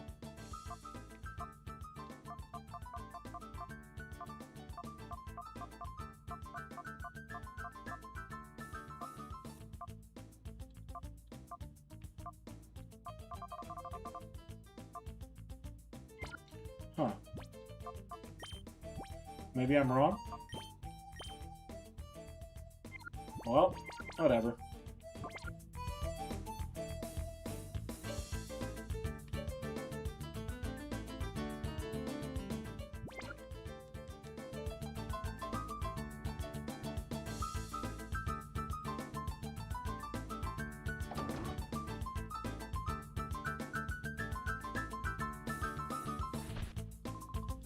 I think when this eventually drops on the NSO, this game is going to be...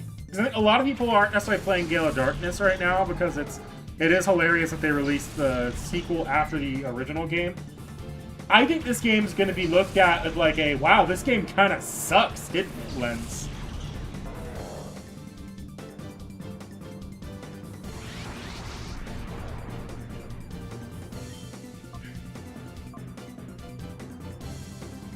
Not to say I think this game is particularly awful, but it is a little bit less polished or a little rougher around the edges than I think. Oh, I just killed a shadow Pokemon. Whoops.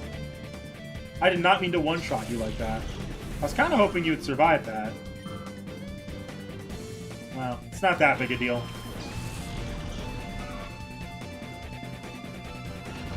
You couldn't have done that before I went and one-shotted the shadow Pokemon.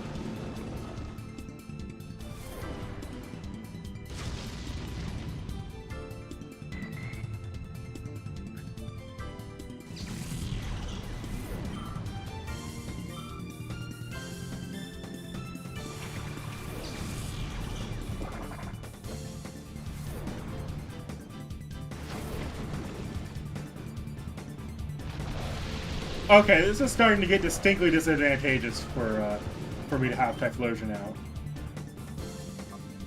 Because I could use Sunny Day to get rid of that rain. That would just result in the Castform getting Fire type. When I can instead just get it with an Electric type.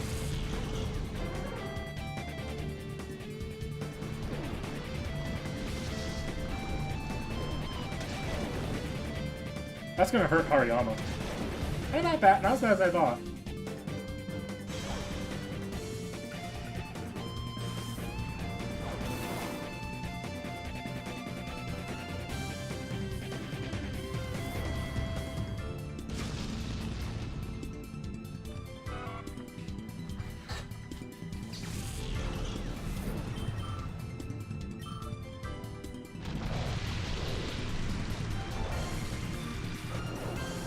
But yeah, all that to say, this game just has problems. Like, I think I said this before, this game's level curve makes Johto's look reasonable. Like, if you're not noticing, they're purposely using some of the weaker Pokemon that they could. They're focusing on higher levels of worse Pokemon on the random battles. Not for the bosses, though, but for the random battles, it's higher level, weaker Pokemon, or which results in less EXP, which means this game, it makes it a lot more grindy and slower. And the game being all double battles means that the fights last a little longer, and you're not getting as much EXP on any individual Pokemon because of that. Because of the EXP split. So it's harder to grind a specific Pokemon up.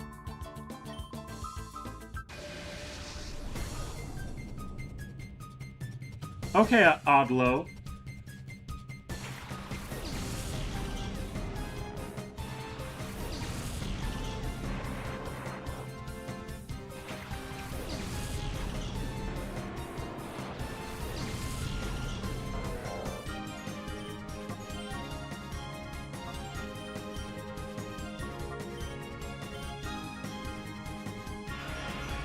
I hate self-destruct.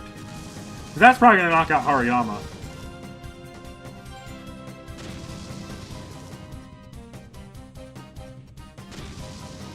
Oh no! That was just really, really dumb.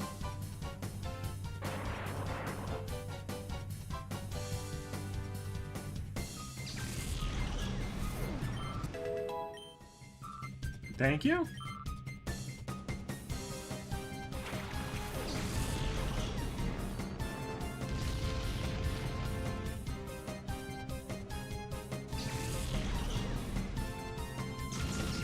that.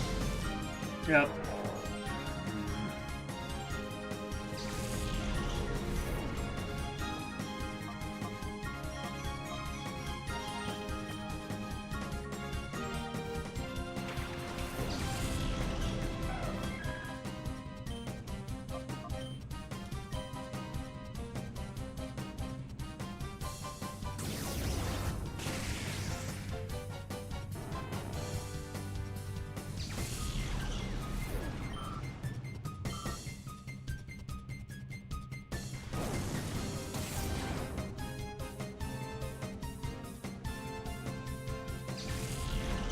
Where are you getting this thunder accuracy from?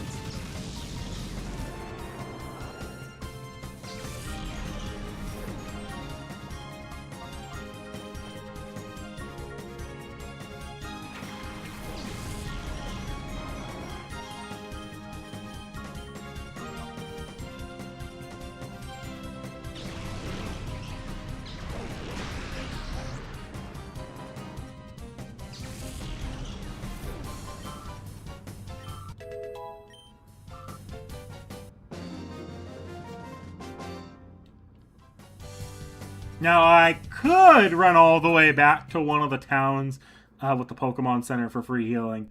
Or I can just go back up here and restore my HP at the PC box.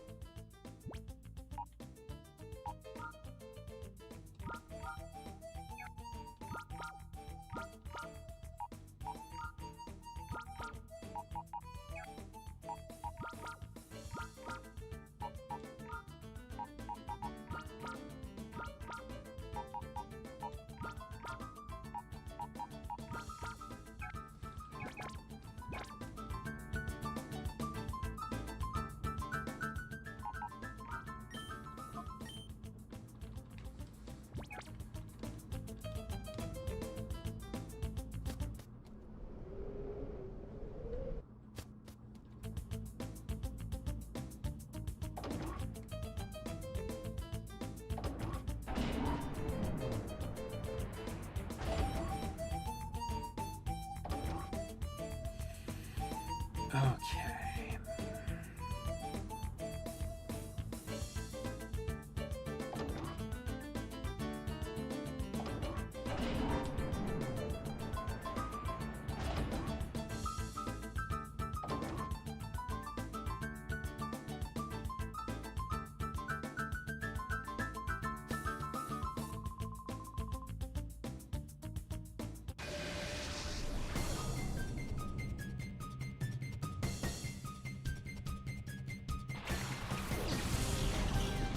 Wow, I was really only one away from hitting the dead end on this path anyways. I wonder if I can finish the lab tonight. If I can finish the lab tonight, that'd be kind of funny. Or kind of fun. Not have to worry about the lab going into... Because then it would just be Relgium Tower left. Wouldn't it? Right? After the lab, it's Relgium Tower. Belly Drum. I'm gonna get rid of Foresight. I don't know how often I'm gonna use Belly Drum, though. That's a very risky move to use in this game with how slow Hariyama is.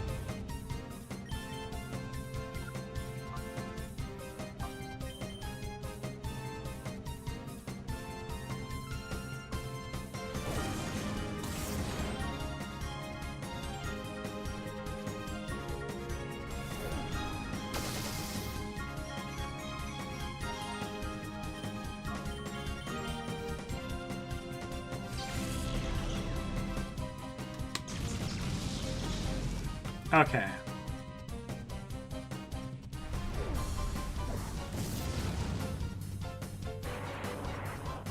What's funny is this means I'm going to be going into the next boss fight pretty severely under-leveled, given that I'm not even at the levels that the previous boss was at. If I'm actually about to hit the next major boss. I might not be able to do this boss fight tonight. This might be a hard stop point.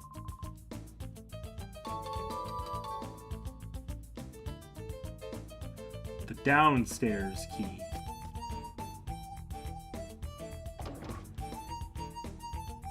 Nobody got knocked out, though, so I can use those 2 hyper potions to keep myself going. I am running low on healing items, though, which are, like, with how much money I'm pulling in right now, with not having done any grinding sessions.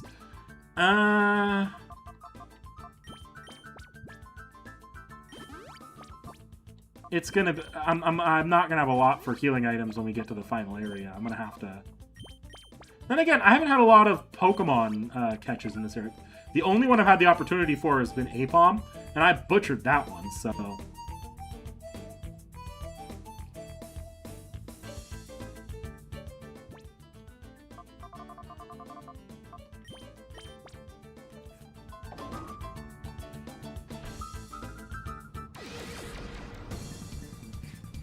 Okay, you're gonna have a Shadow Pokemon.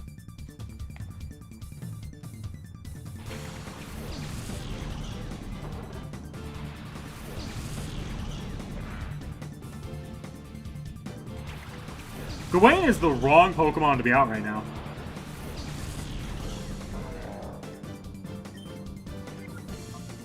I guess it could work out.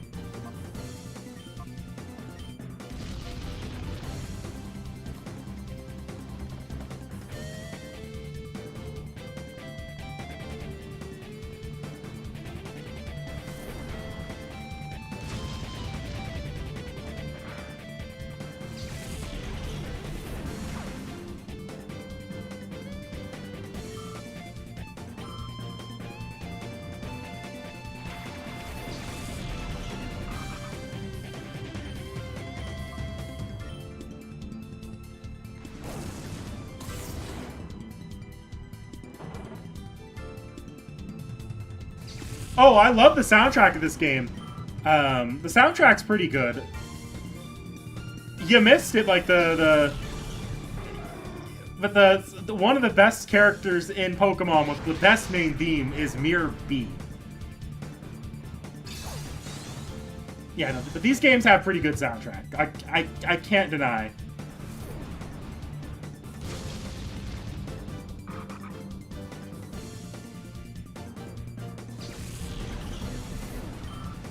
My personal favorite track is actually not even a battle theme. It's the city theme for Pirate Town. It's like the dun dun dun dun dun. I find myself humming that one even when I haven't played the game for years at a time.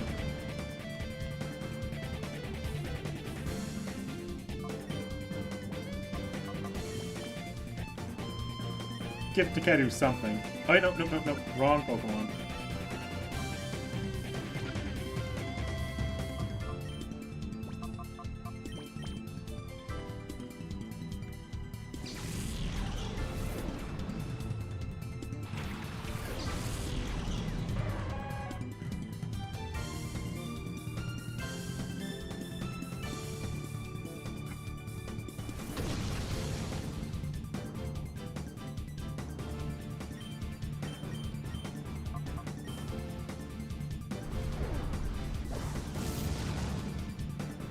Oh shit, that was a Shadow Pokemon. Whatever, Murkrow's in a pretty abysmal catch rate anyways. I didn't really want to... I don't think I wanted to be here trying to catch a Murkrow.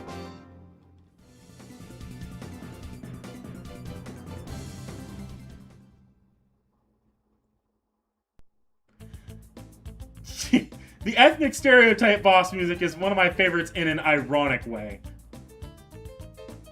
I don't particularly think it's a great track. His XD theme, that one's actually really good. The Colosseum one, I enjoy that one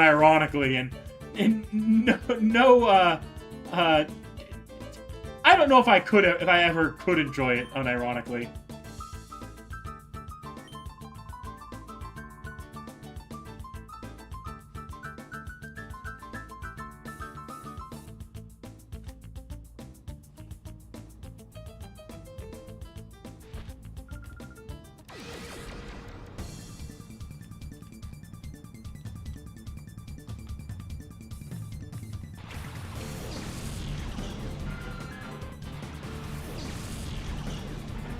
Could be a better matchup, but I can make that one.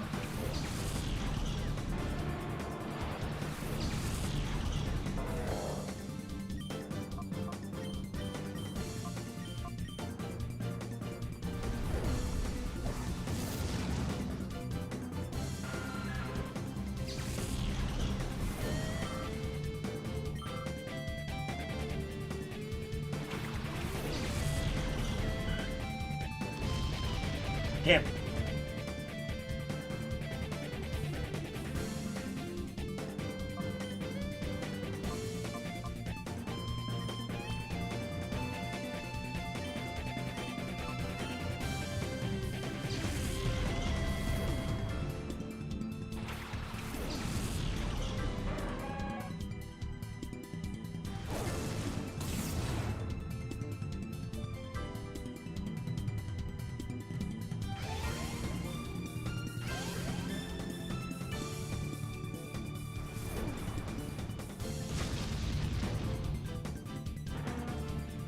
Do you have a shadow Pokemon about to come out?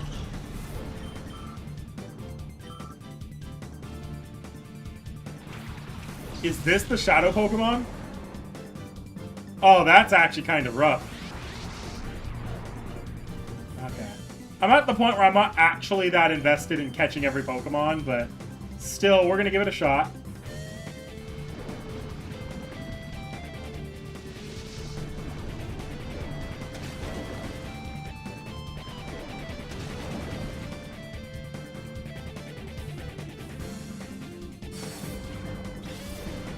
Why did you think I'd switch?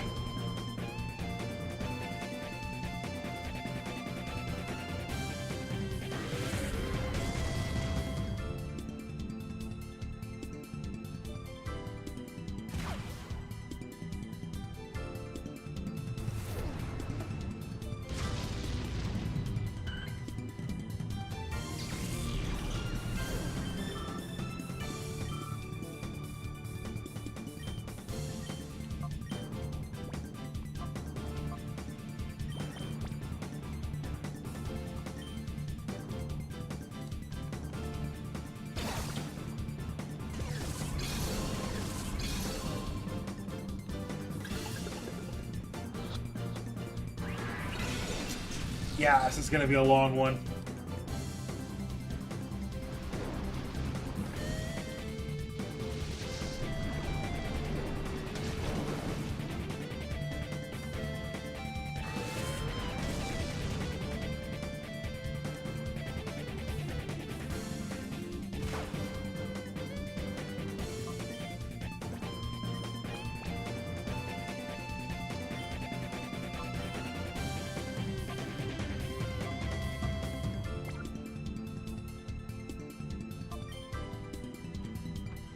At this point, all I can do is chuck the Ultra Ball. I can maybe switch out to Ampharos if I want to paralyze it. And if it goes really bad, I'll do something like that. But I don't really want to expose Ampharos to the damage if I can help it. Cool.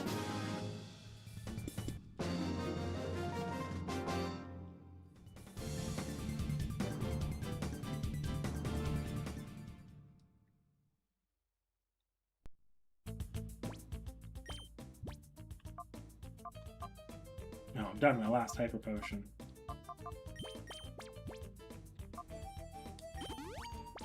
I'll give T.H.E the 2 potions.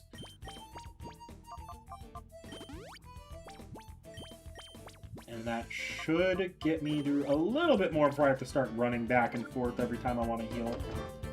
I know there's a healing machine in here somewhere in the middle of the dungeon. Maybe towards right before the boss, even. I'm hoping I hit that sooner rather than later.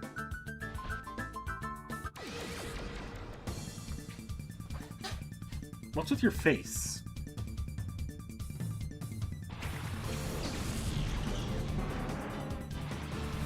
I can work with this.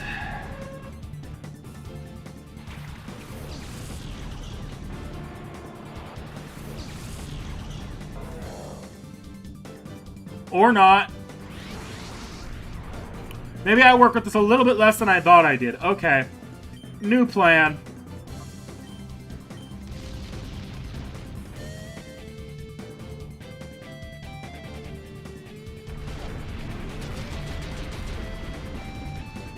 Ouch. Why? Why? God damn it. Okay. Well, Typhlosion's dead.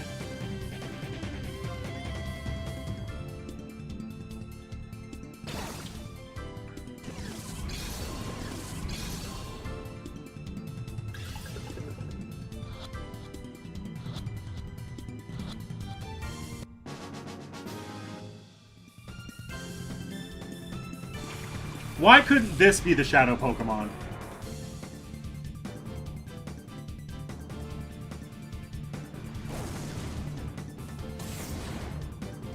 Well, Typhlosion survived that, I guess.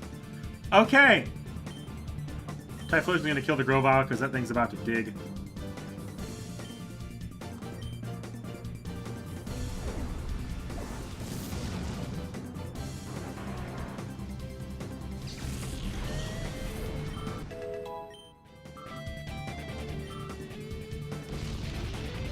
Yep.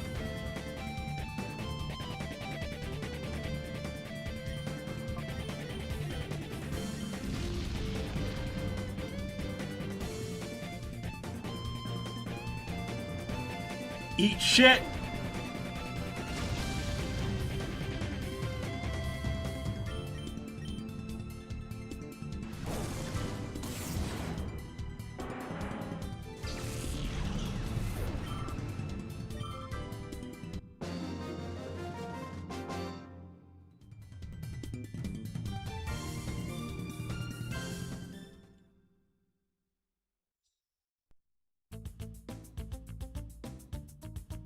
I don't want to progress.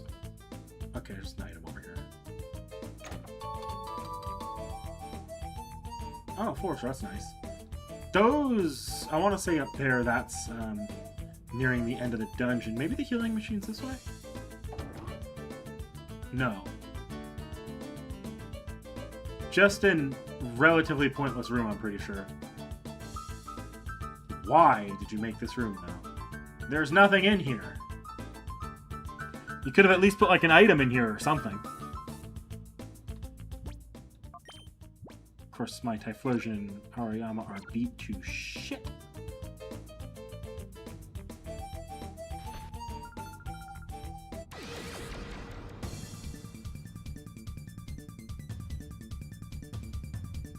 I'm actually counting on Typhlosion kind of dying here.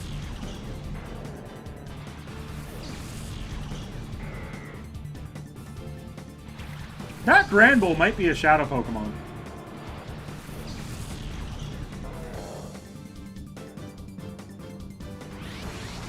Yep.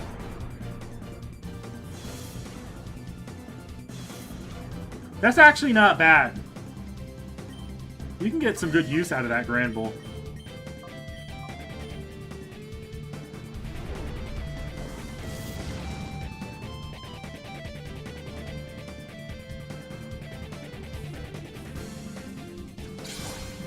I was actually concerned that could knock out Hariyama.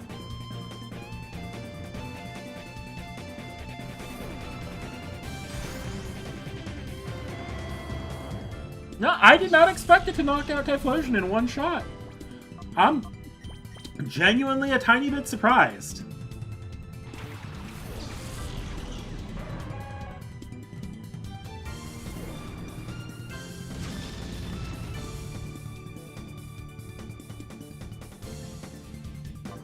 Now, can that Granbull take a Surf? Them's the questions. I want to pray. Because actually, that Granbull is not a terrible Pokemon if I need to start playing meta later.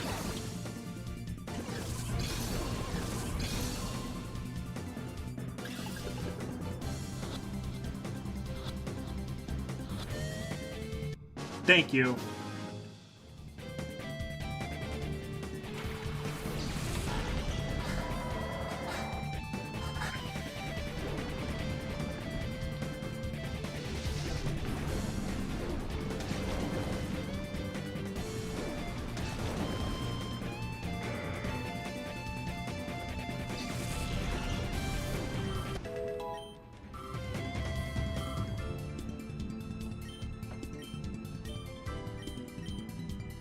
Oh, I'm actually out of Vital Throw.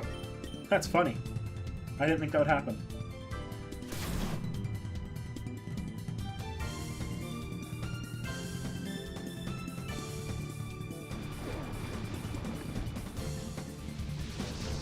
Well, he's getting swapped around anyways.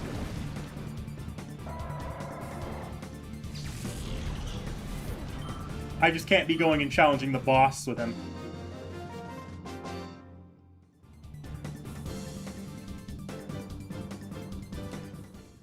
Okay, we're gonna have an all-star team here in a second.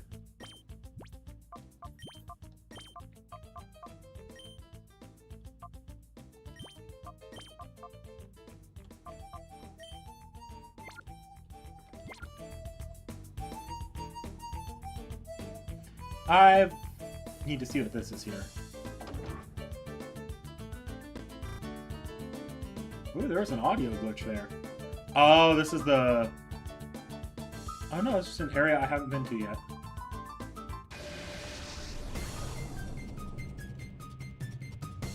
Just an extra trainer, I think. Yeah, maybe this is not such an all-star combo as I thought. Ah.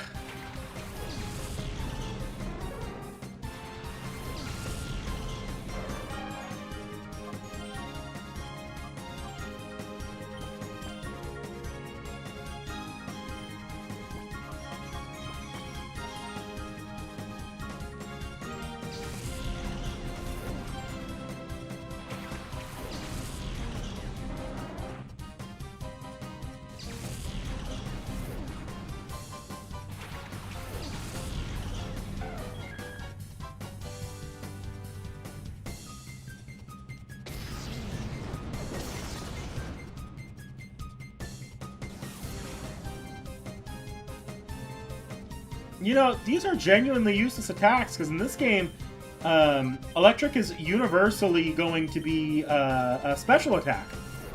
Lowering my defense won't actually increase the damage I take from your attacks. That's annoying, but that's not the... Ha ha.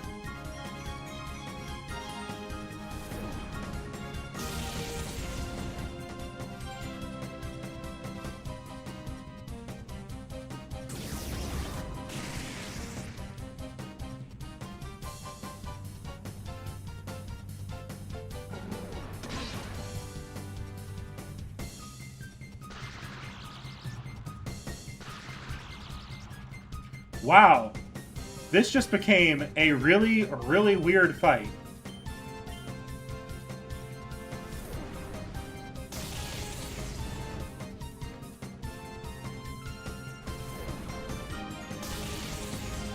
That's rough.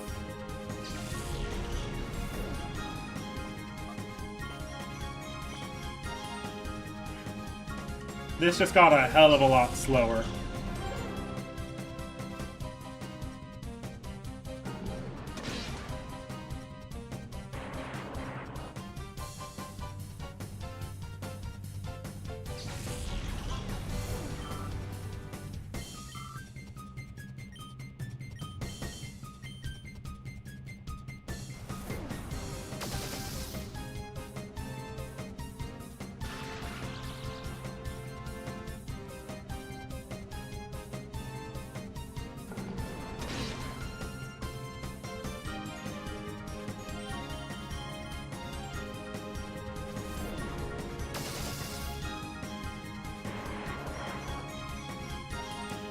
I mean, I enjoy Pokémon Colosseum for what it is. At the end of the day, when I play Pokemon, I don't come in here like moment to moment. I'm not like, but like this is relaxing for me at the end of the day. I don't know if I'd say it's like as engaging as it could be, There are games where I've played on the channel which were much, much more engaging than this. This is relaxing for me, though. Like, I could probably keep this up for hours at a time if I wanted to. I don't have that amount of hours on me right now. But I could, if I have the time.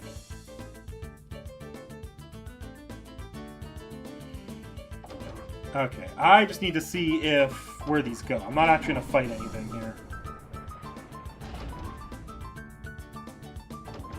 Yeah, if I walk down that hallway, I'm probably going to get my ass beat in.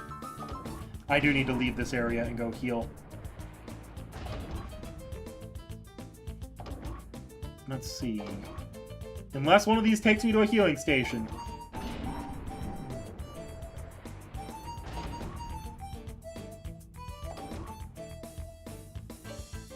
Yeah, no, I'm not chancing it. We'll come back. Time for some backtracking because they didn't give us a healing station anywhere convenient. Also, welcome to the original start time of the stream. Obviously, there was a change in plans, but we're a couple hours in now. Yeah, Pokemon as a whole is my comfort food in gaming.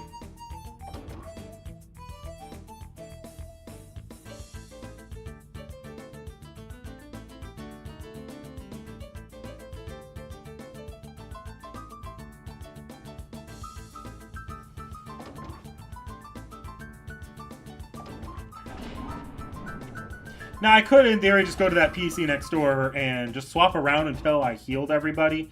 I don't feel like doing that right now. I'm just going to leave the area.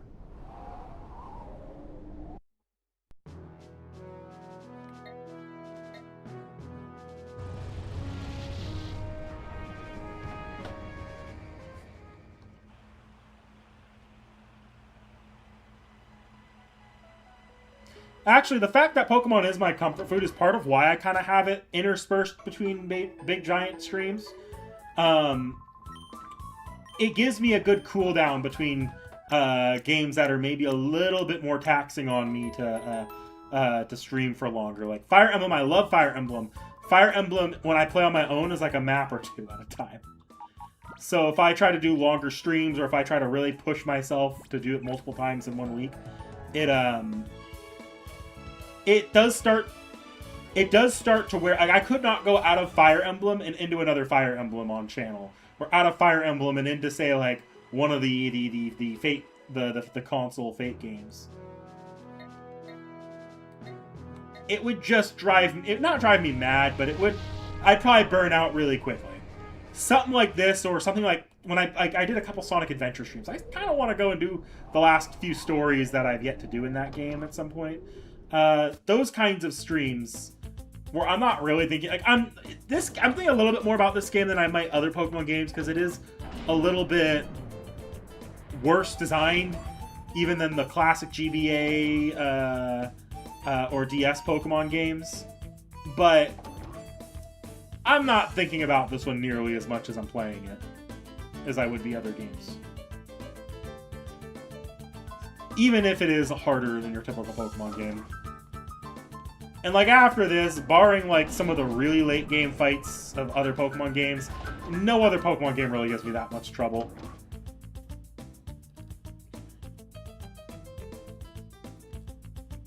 Obviously that's by design. Like nobody... I would never want to be the person that admits I have a hard time playing Pokemon games.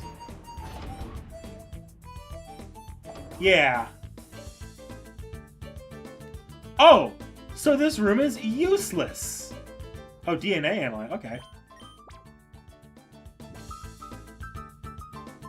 Is this the only purpose of these DNA files?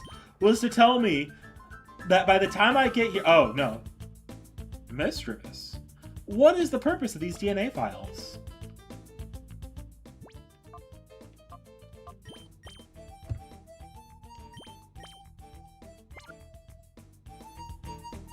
I don't get it. What is the purpose of this?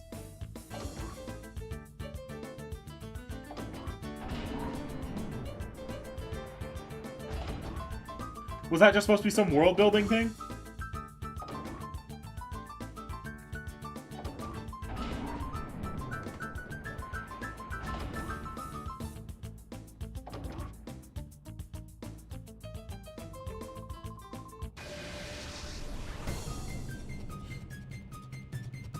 Kotan. I shouldn't need to catch any shadow Pokemon here, at least. That electric could get annoying.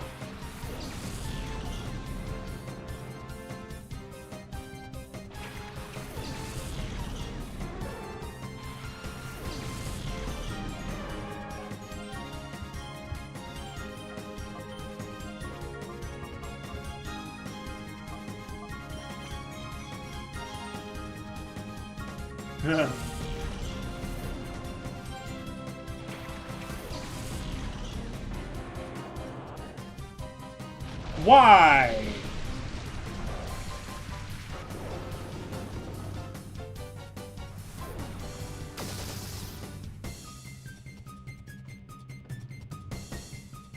Oh.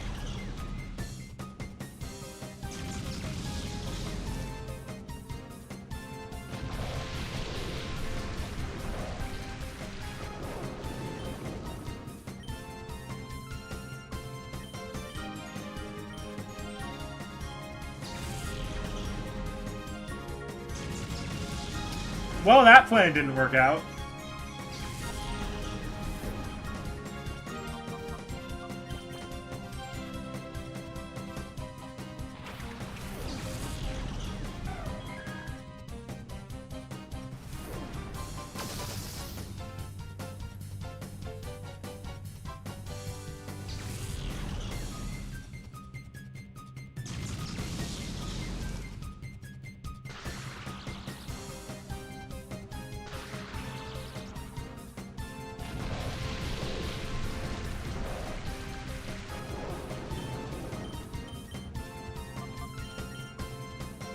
And now you're about to knock out my Espeon already.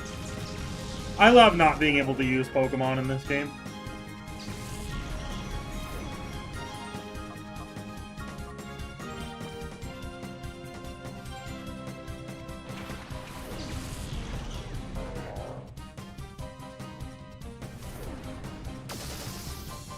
I really wish that had killed you.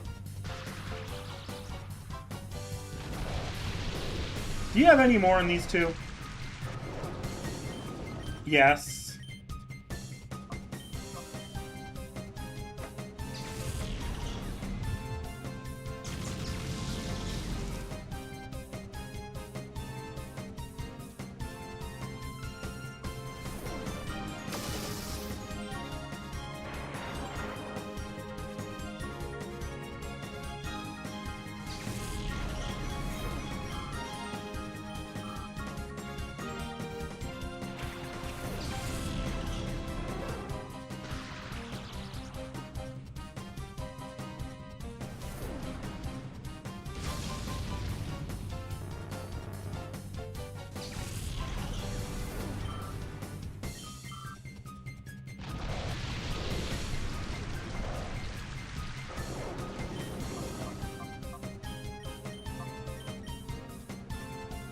That's a slow-ass Ampharos.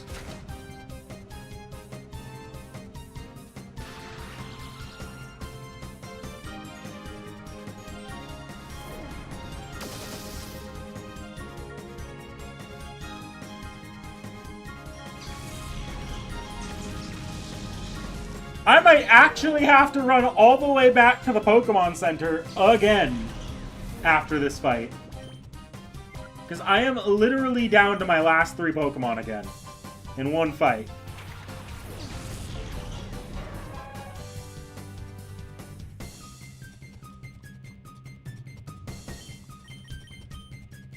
Why'd I use Rain Dance? That was actively stupid of me. Not that I'm not going to win this, but that could have been an end fight there.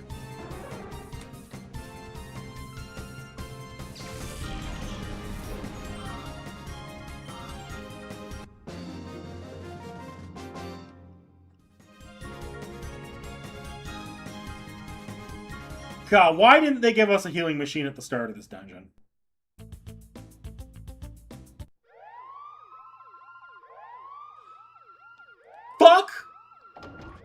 off!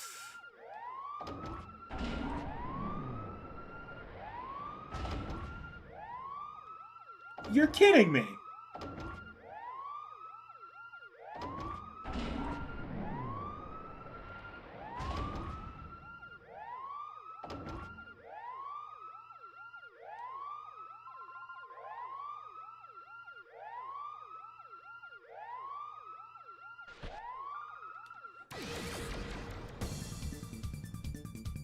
Well, I guess I'm not going back.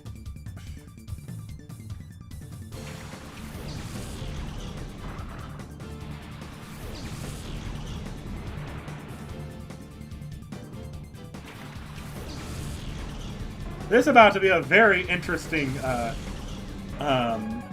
stretch here. Oh, and you want me to catch a Shadow Pokemon. I'm not training a Flygon in this game. If you survive this surf, I'll catch you.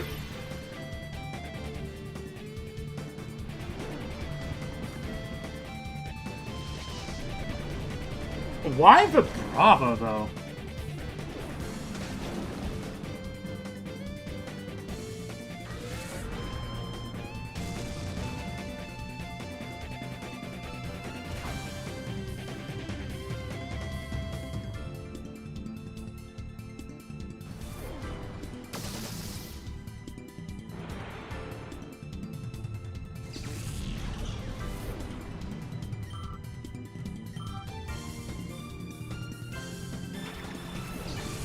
Oh, this actually works out really cleanly for me.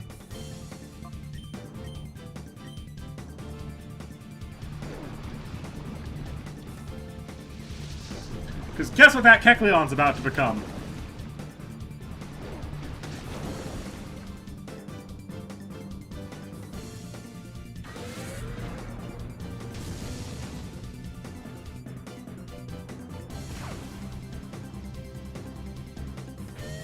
Fine, I'll catch a Shadow Vibrava. Eat shit, Kecleon.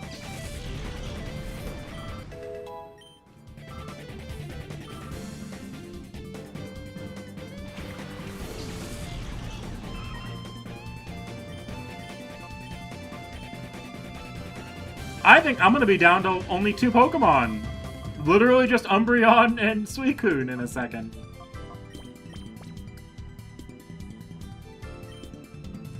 Because I have a strong feeling that Swallow is going to try aerial acing Ampharos and knocking it out, most likely.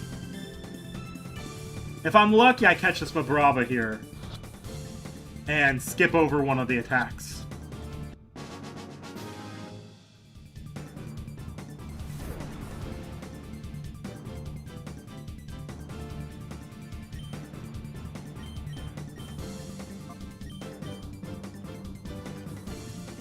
Oh! Sweet.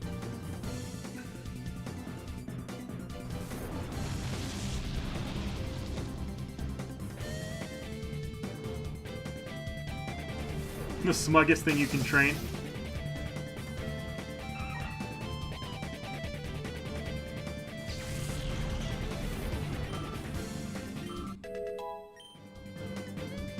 Yes, I'm going to take Aurora Beam.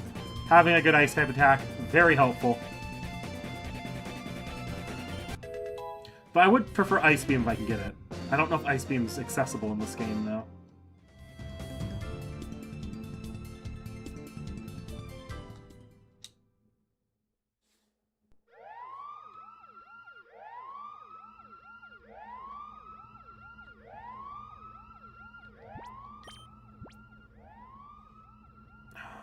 I'll keep Dumazid in for now.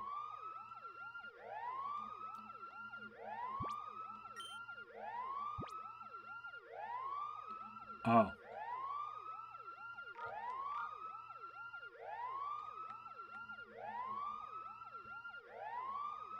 It wouldn't let me actually see the last one, so we're playing a guessing game.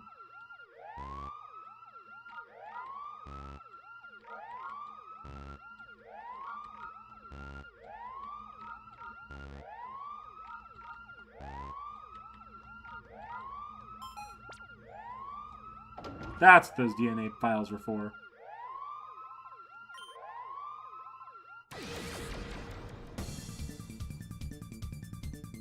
Scrub.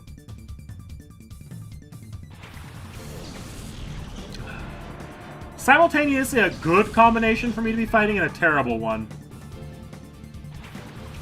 It really is going to depend on how quickly that Graveler can move and how well it survives the Surf with quad effectiveness against it.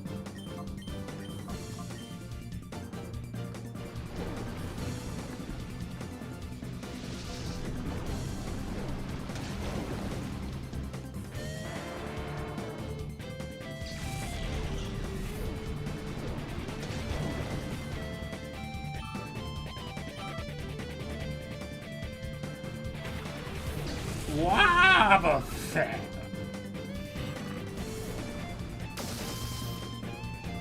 Why the Wobbuffet?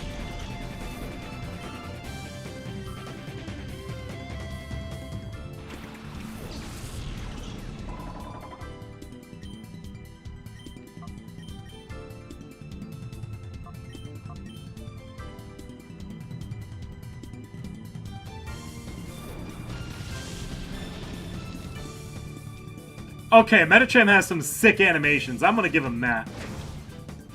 Fucking course.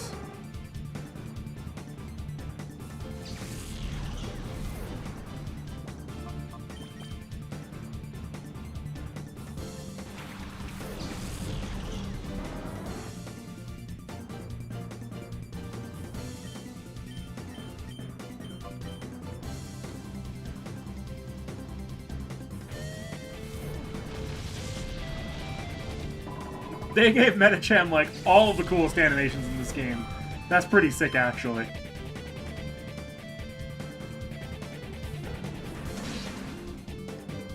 Mirror Coat?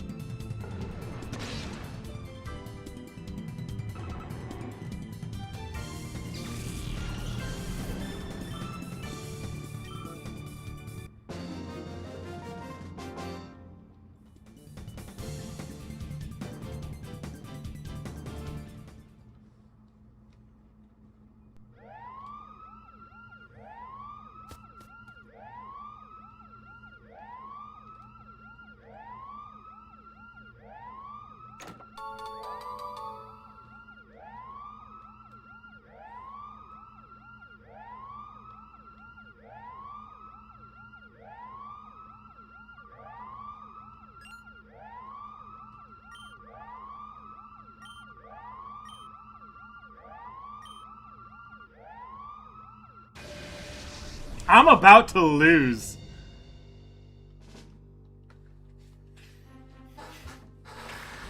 Oh, this...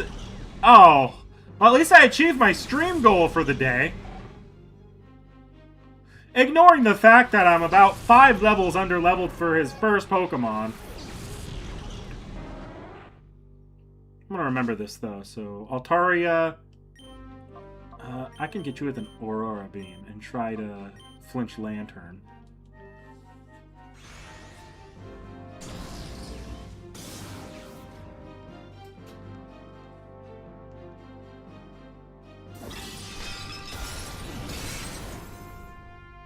All this to hide a crypto scam.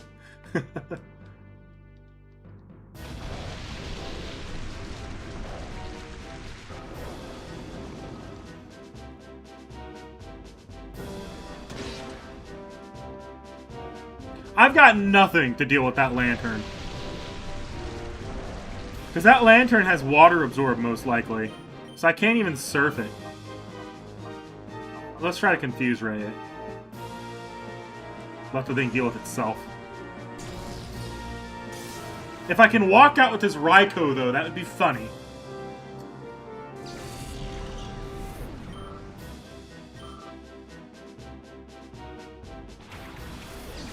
No, you probably have Volt Absorb, actually.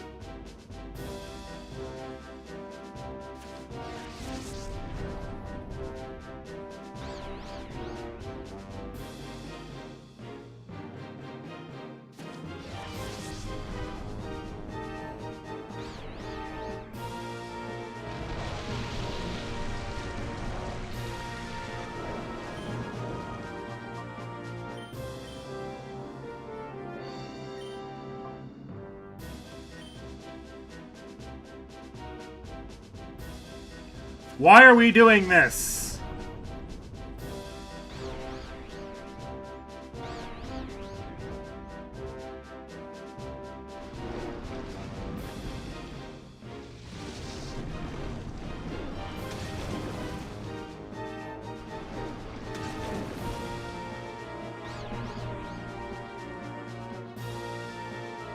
You would land thunder.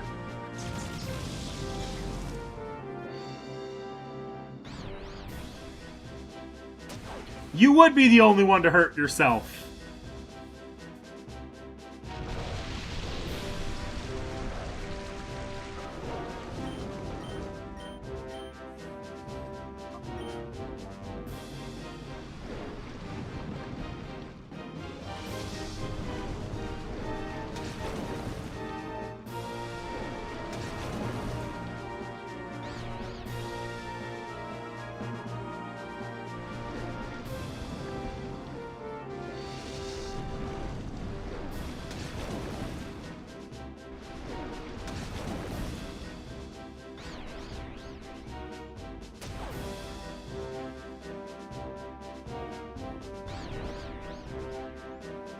Stop hitting yourself!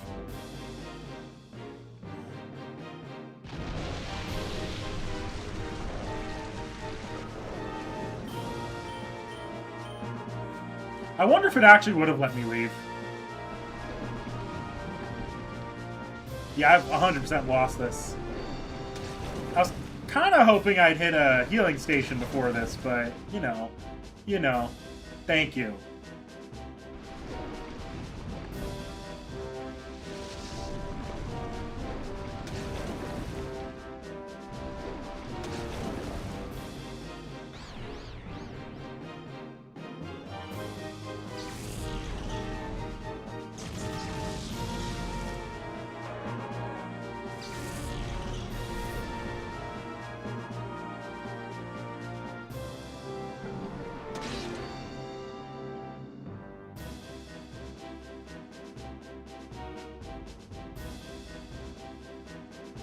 Yeah, I ain't got shit to respond to this. I just lost this fight pretty badly. Unless that lantern hits itself. I don't know. But then Gorbis has to not... Or not Gorbis. Huntail has to do jack all. Yeah.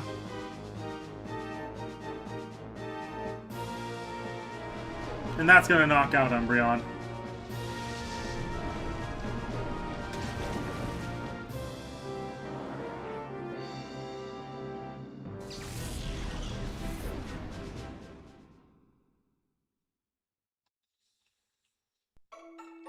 Okay. So...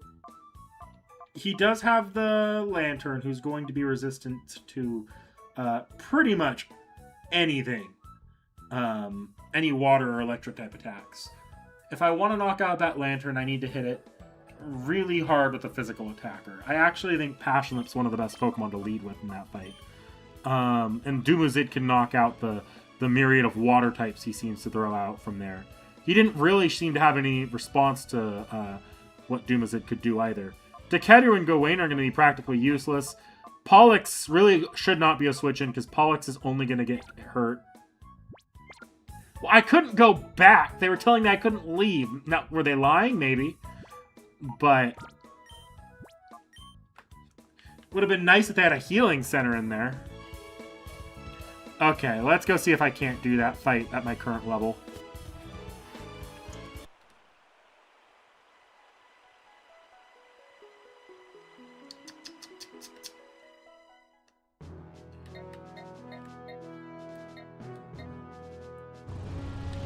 Because if I can clear that fight, at that point, it is just the final area. Because we are almost at the end game here, and this is only our third Pokemon Colosseum stream.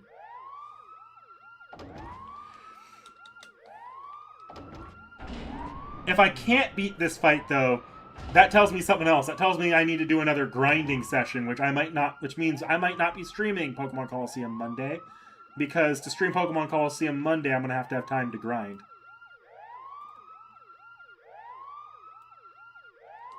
Yeah, that's the shortcut exit. Basically, it's going to take me up the other side there.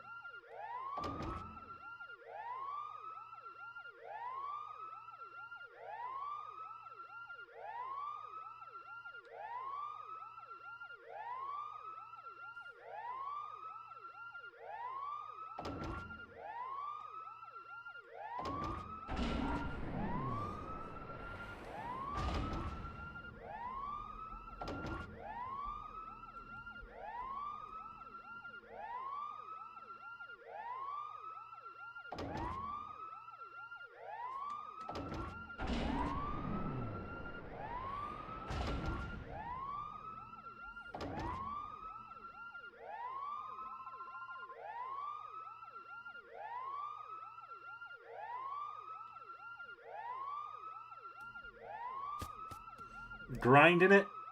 Look, unfortunately, I play a lot of grindy games between this and FGO.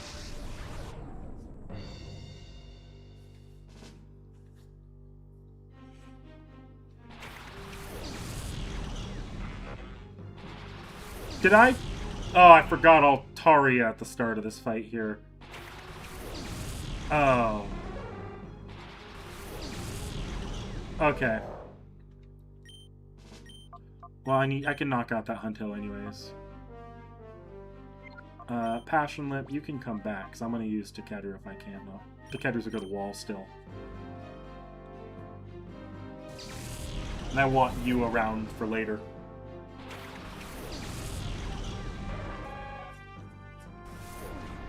That's fine. I wasn't particularly trying to hurt you right now anyways.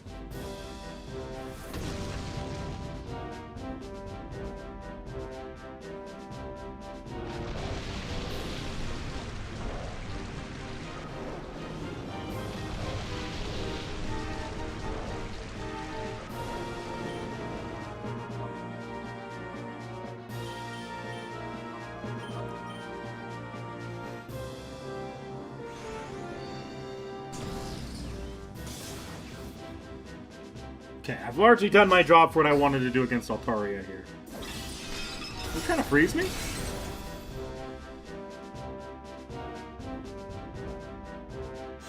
No!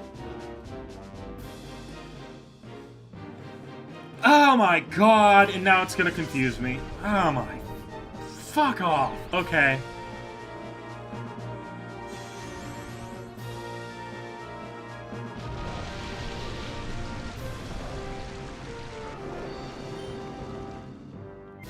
Okay, I actually kind of need you functional. I've got Ice Heal.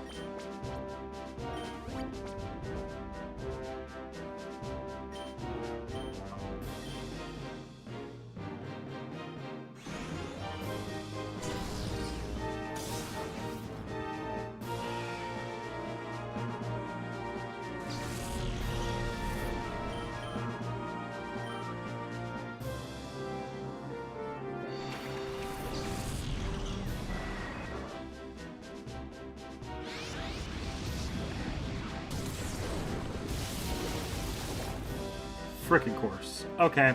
Well, Hariyama's dead. At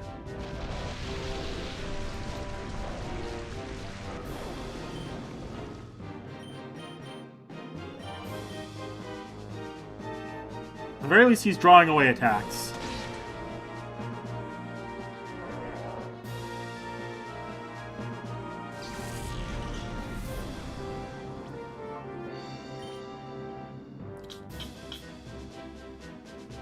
Yeah, I need, you're the one that needs to handle this. You're faster than most of these other Pokemon.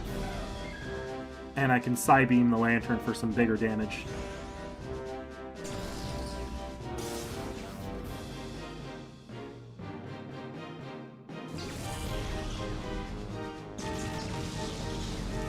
Or not. son of a bitch.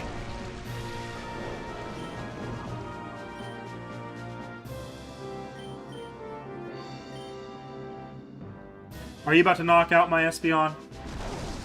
Yes. God damn it.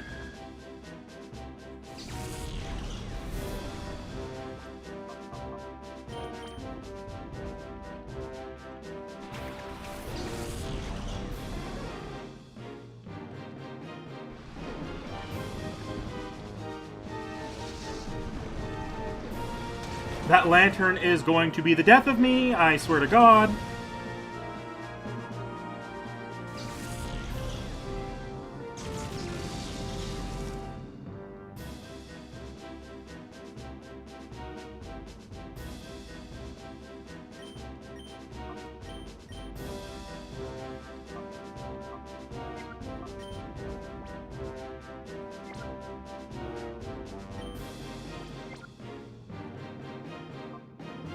And what's about to come out is Raikou, which is going to be even more annoying.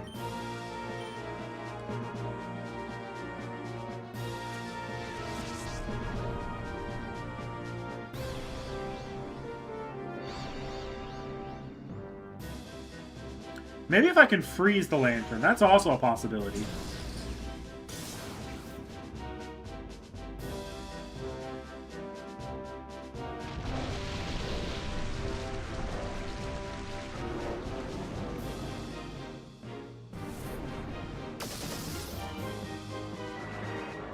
Look, if I can catch this Raikou before I knock out this lantern, I am genuinely just going to revive spam till that lantern dies.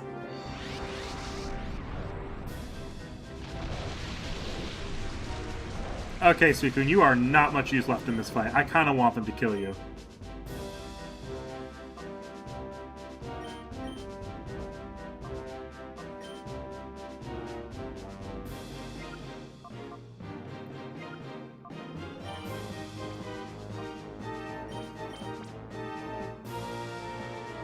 I'm going to save that timer ball until the last possible turn. I will throw a timer ball if it comes down to, like, my last Pokemon. Breaks out immediately. Not quite, but not great. And that was for all the rain setup. I knew it. Glad they knocked you out, though. I don't really need you around. Okay, if I can take out that lantern somehow.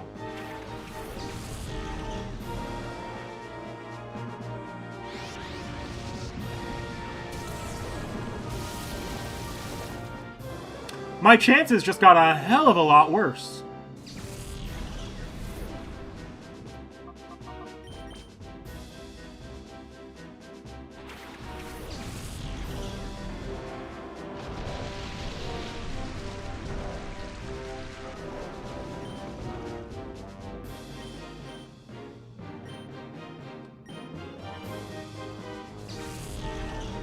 Who did you just knock out?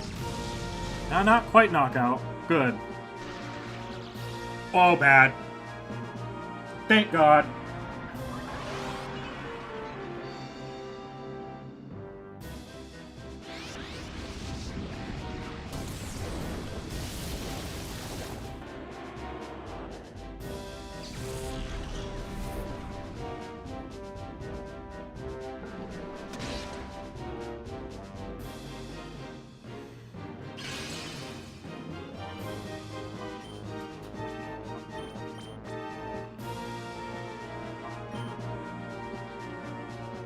Because if I can take this Raikou, that's one less Pokemon to deal with.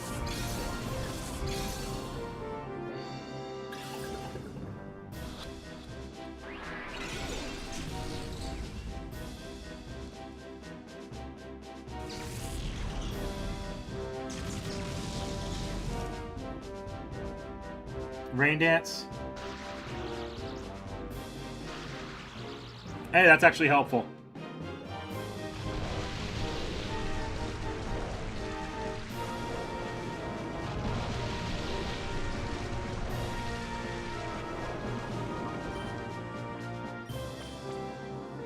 That is also the only way to get Raikou paralyzed, so that was going to be my plan before I had to, like, struggle session my way through the rest of that fight when Hariyama got frozen.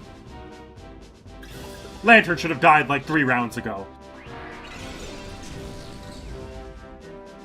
Of course it didn't catch.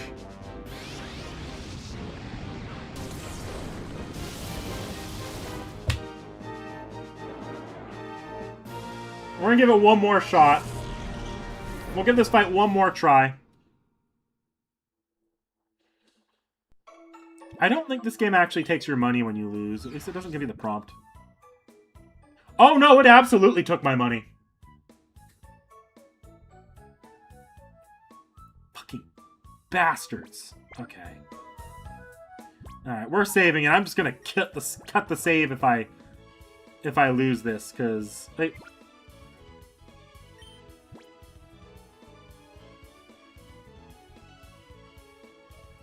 That's a 13-minute difference, isn't it? I saved right before that last fight. No, we're not saving over the lost money. I will just reset the game if I lose that much money again.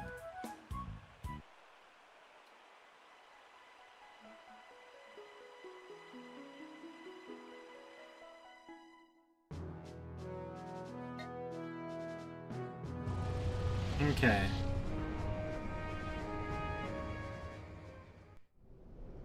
So, Lantern in mind. Passion Lip's not the best thing to keep out at the start. It actually is probably Takeru to keep out at the start with Dumuzid, because Dumuzid can knock out a lot of the early Pokemon.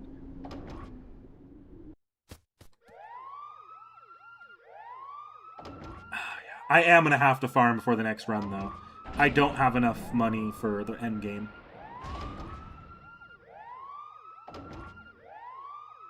Because it took half my money and then took half of it again.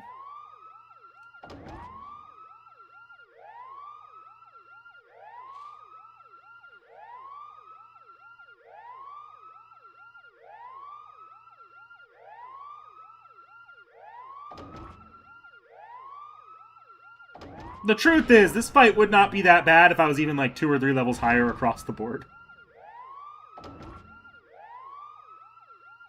And this is where it wants me to be farming. It wants me to grind. I don't want to do more Mount Battlefield.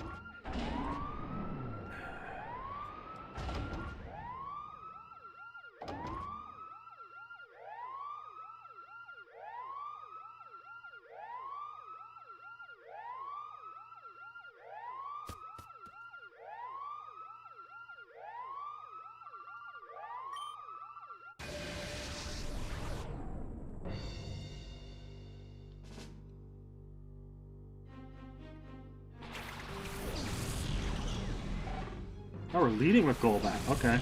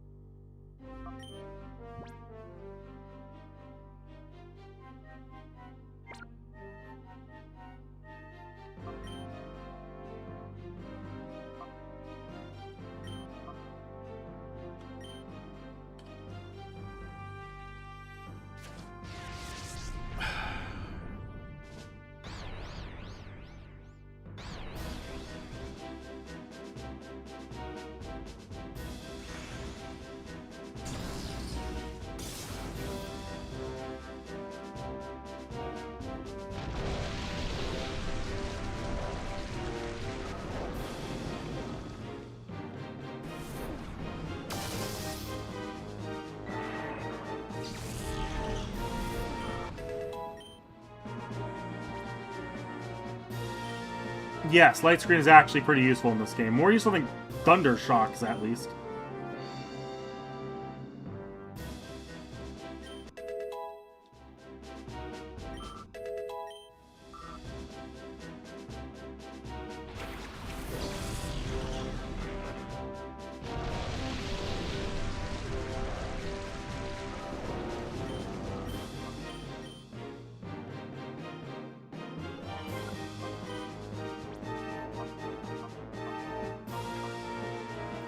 I'm going to sack Gawain.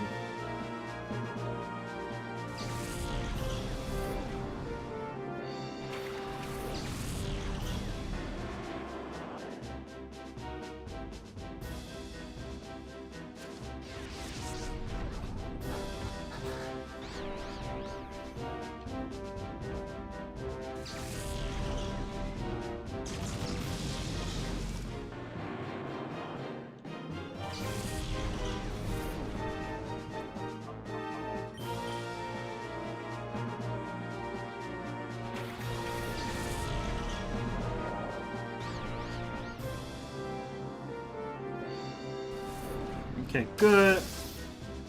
So far, so clear.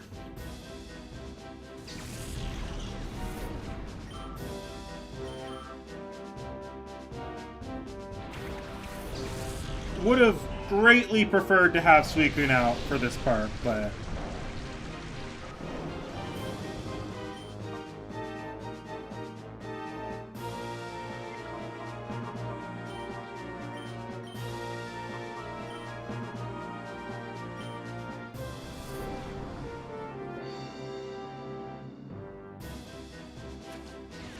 Of course, now I'm going to hit myself, and that's going to screw everything up.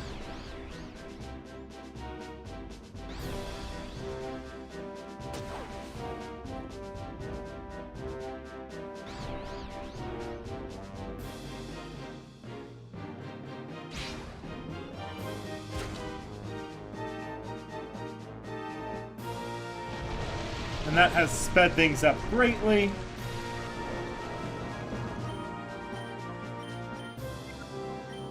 Okay, Hariyama, you're coming back, and Takeru's gonna handle this.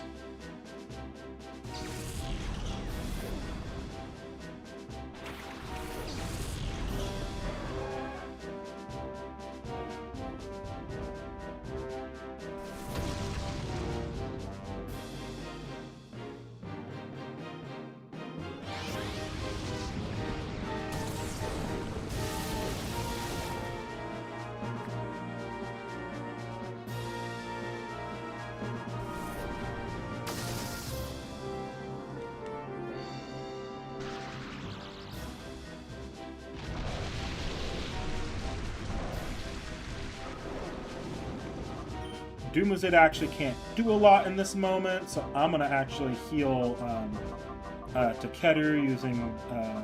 I'll use this max potion. And Takeru is going to Aurora Beam the Altaria. Get it off the field. Because it is the biggest risk to Hariyama.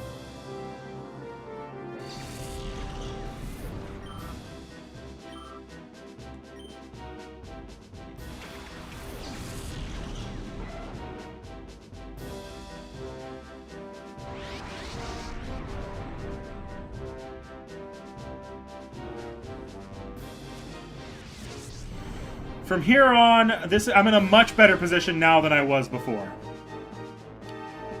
I got a couple options here. I could use Dumuzid to chip away at Raikou. Probably going to throw a light screen up, actually. Takeru is actually not that useful anymore. The best thing I can do is, I guess, get some chip damage on Raikou until I can get Hariyama out, because someone gets knocked out. I think. Because I actually want them to take out Takeru at this point so I can throw out Hariyama to finish Lantern off. Yeah.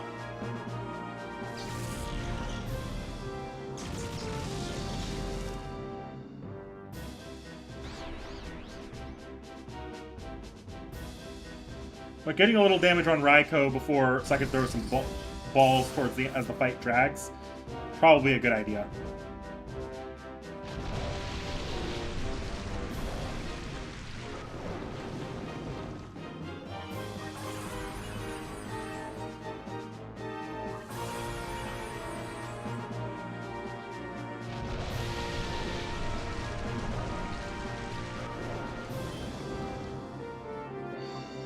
I don't think that works on Raikou, but I'm going to give it a shot.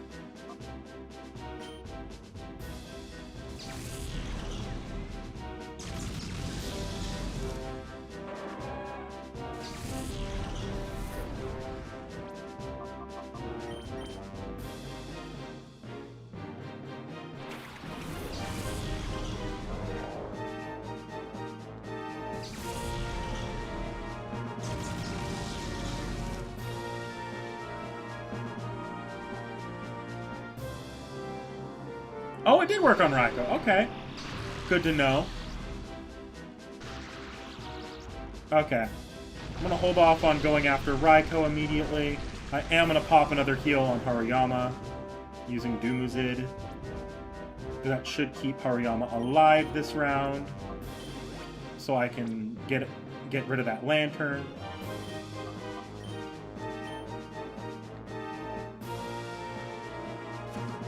Oh, well, now I'm coming down to RNG.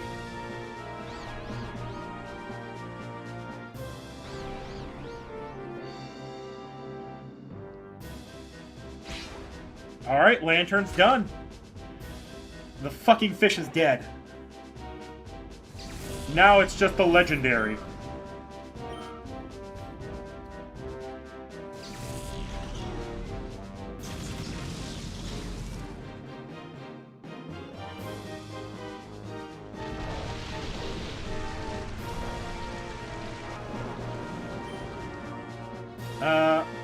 I'm gonna have Dumuzid get him with a Thunderbolt.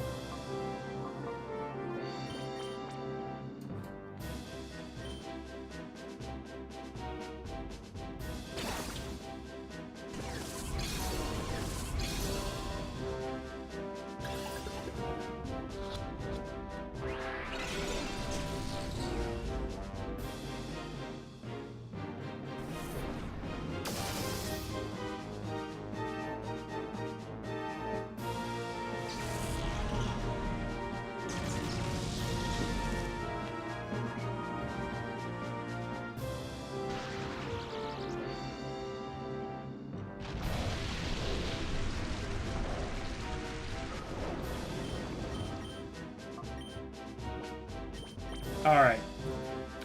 We might have this one. It's just going to come down to whether or not I can actually catch Raikou.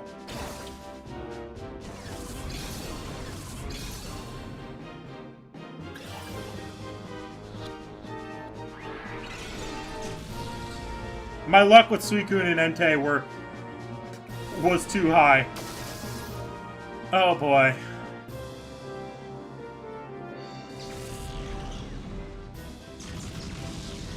Okay, Hariyama's down. Switch to playing defensively.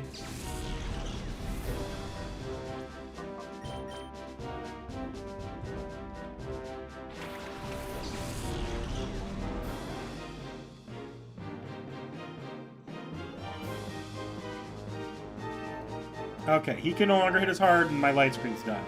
I'll throw up another light screen and just keep chucking balls now, because any more and I'm running into Shadow Rush is going to kill that Raikou if I'm not careful.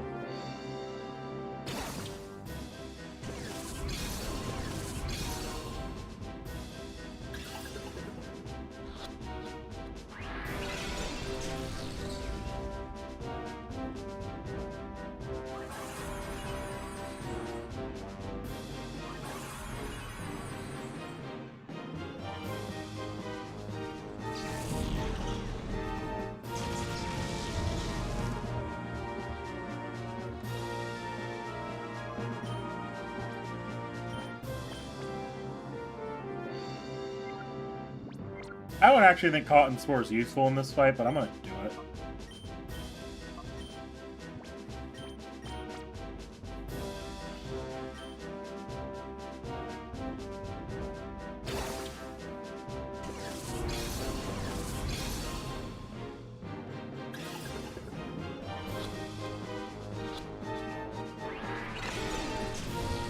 Oh, this will be a long fight.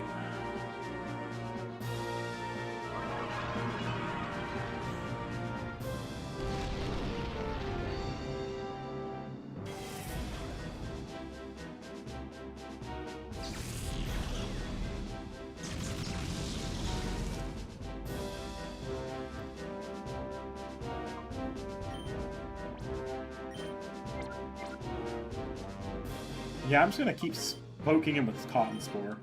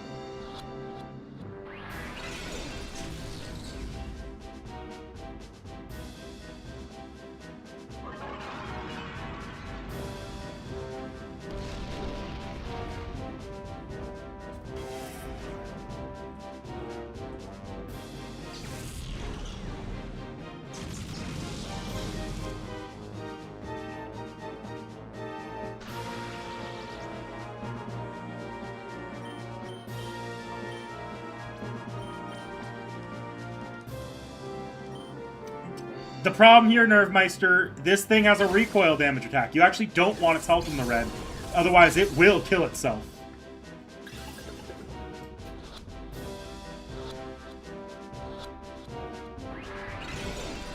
I thought you were going to get another one of those, you should damage it more. You saying that led to me getting it caught. See, here it is, the recoil attack. About to kill someone. Oh, wow. Like, it's going to drop its health to the red if I'm not careful.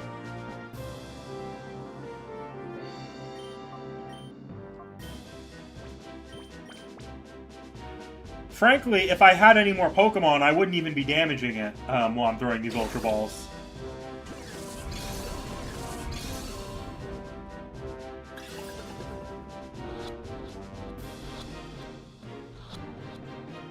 There we go. Third time's the charm, apparently, but not before I lost, like, 2/3 of my money. Or 3/4 of my money.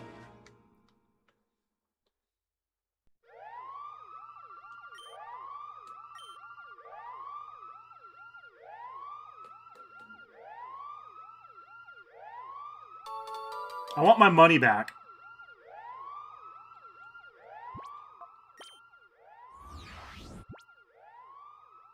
Not give me as much money as I lost on that fight. Well, that's actually a pretty good place to wrap things up, I think. Because now I got to do some grinding, because the next area is the end game, more or less. And I don't have any money to buy Pokeballs to go into the end game, to buy healing items going into the end game. And I am at least 20 levels lower than the end game bosses. Monday might be an FGO stream if I can't find time to grind this weekend.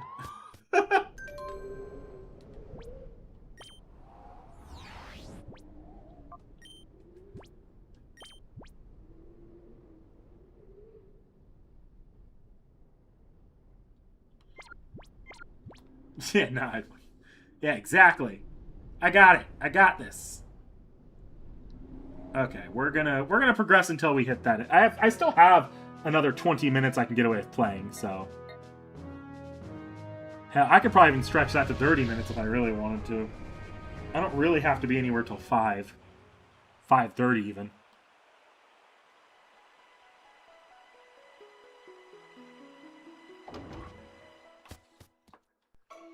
But we're not pushing this all the way to the end game. Next stream very well might end up be the last, or it might be the second to last. I only think I have 1 or 2 streams. 1 long stream or 2 short streams left for Colosseum and me.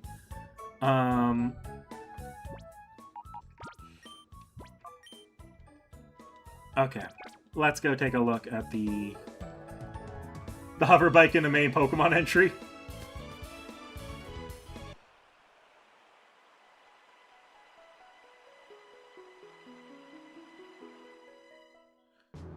Okay, go to the under.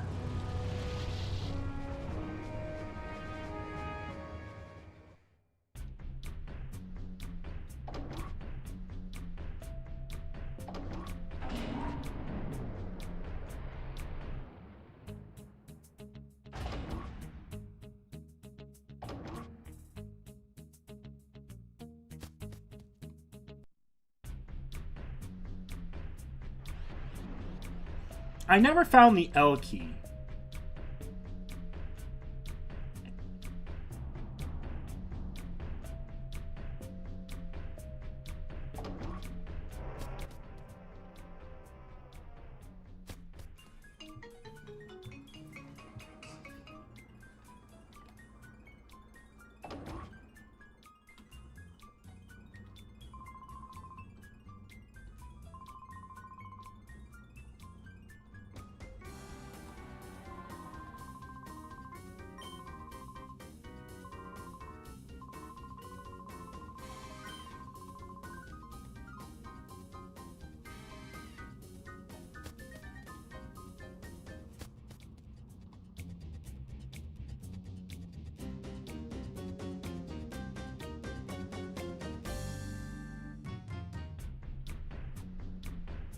Alright, make me use this again.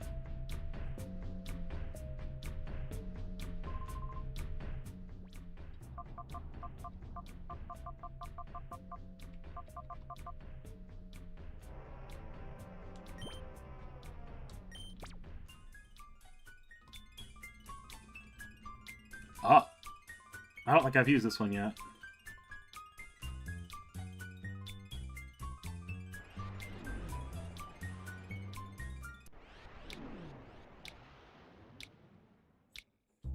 Huh.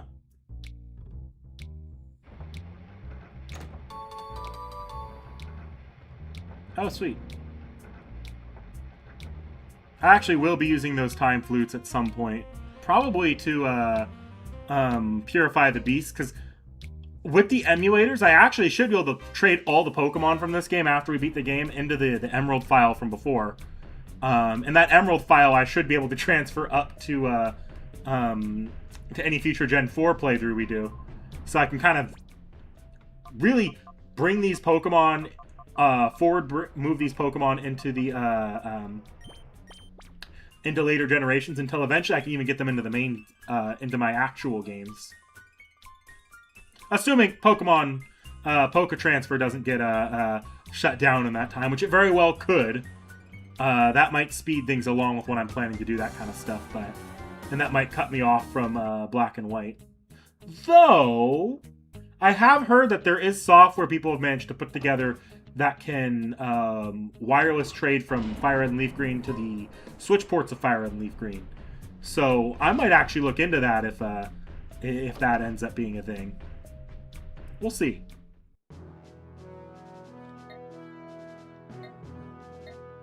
Okay. So this is the endgame area.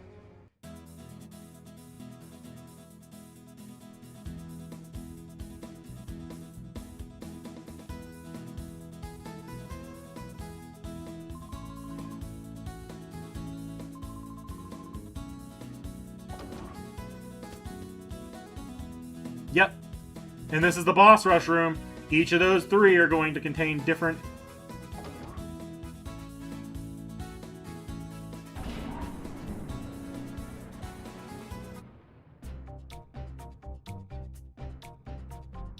Actually, no, it doesn't all contain different things, but... Yeah. This is the... Like, just like that, we're at the final boss area. This is the last part of the game, is this Relgum Tower. No real... There's no real pomp or circumstance to it at all. We're just here. There's a bit of a boss rush. Oh, my YouTube is actually going down right now, so we're a good time to be kind of wrapping up the stream here, I think. Let me take a look at what's going on in YouTube.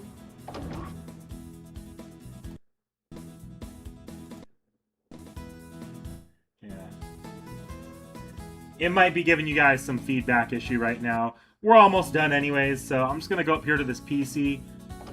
And next time, we'll probably be back finishing up the game. It might not be Monday. I need to take a look at the levels of the nearby Pokemon. Just to give myself an idea how much I need to farm. And then I'm probably... If I don't need to farm too much, we'll be back Monday and we'll play like this boss rush section. And then we'll leave the end game fights till afterwards. If I need to grind a ton, that changes things a fair bit. We'll okay, I'm gonna close the game now that I've saved. Wait, hang on. I need to make sure I saved. I'm 99% sure I saved, but I'm... Okay, saved. Yeah, I'll need to make sure that that I'm actually at a level that can handle these upcoming parts. But like, here's the hilarious part: my highest level Pokemon, Umbreon and Espeon. I'm at the end game. My highest level Pokemon, Umbreon and Espeon, have maybe raised 10 levels, 10, 12 levels, if that. I'm pretty sure they start at like level They started around in the 30s, like low 30s, if not 20, like 28 and 30. So you do not get a lot of EXP before this just casually playing. You get next to none. This game has the single worst EXP curve out of any Pokemon game that features traditional Pokemon battles. Um, so I've got grinding to do before the end game at least. But whether or not I have grinding before the boss rush, that's another matter. Like this is the point in the game where they really expect you to buckle down, play the optional Colosseums, do the optional grinding stuff. Everything up to this point was just kind of, oh yeah, you can get the legendaries. You can do these slightly difficult fights. It's the equivalent of the this game sees itself as being the equivalent of your average stadium mode or the campaign mode of Battle Revolution. It's not meant to be a balanced JRPG. And the end game fights are kind of just a series of challenges in their eyes. There's just the option to grind, and you can't transfer Pokemon in from other games. So we're gonna see how well this goes for me.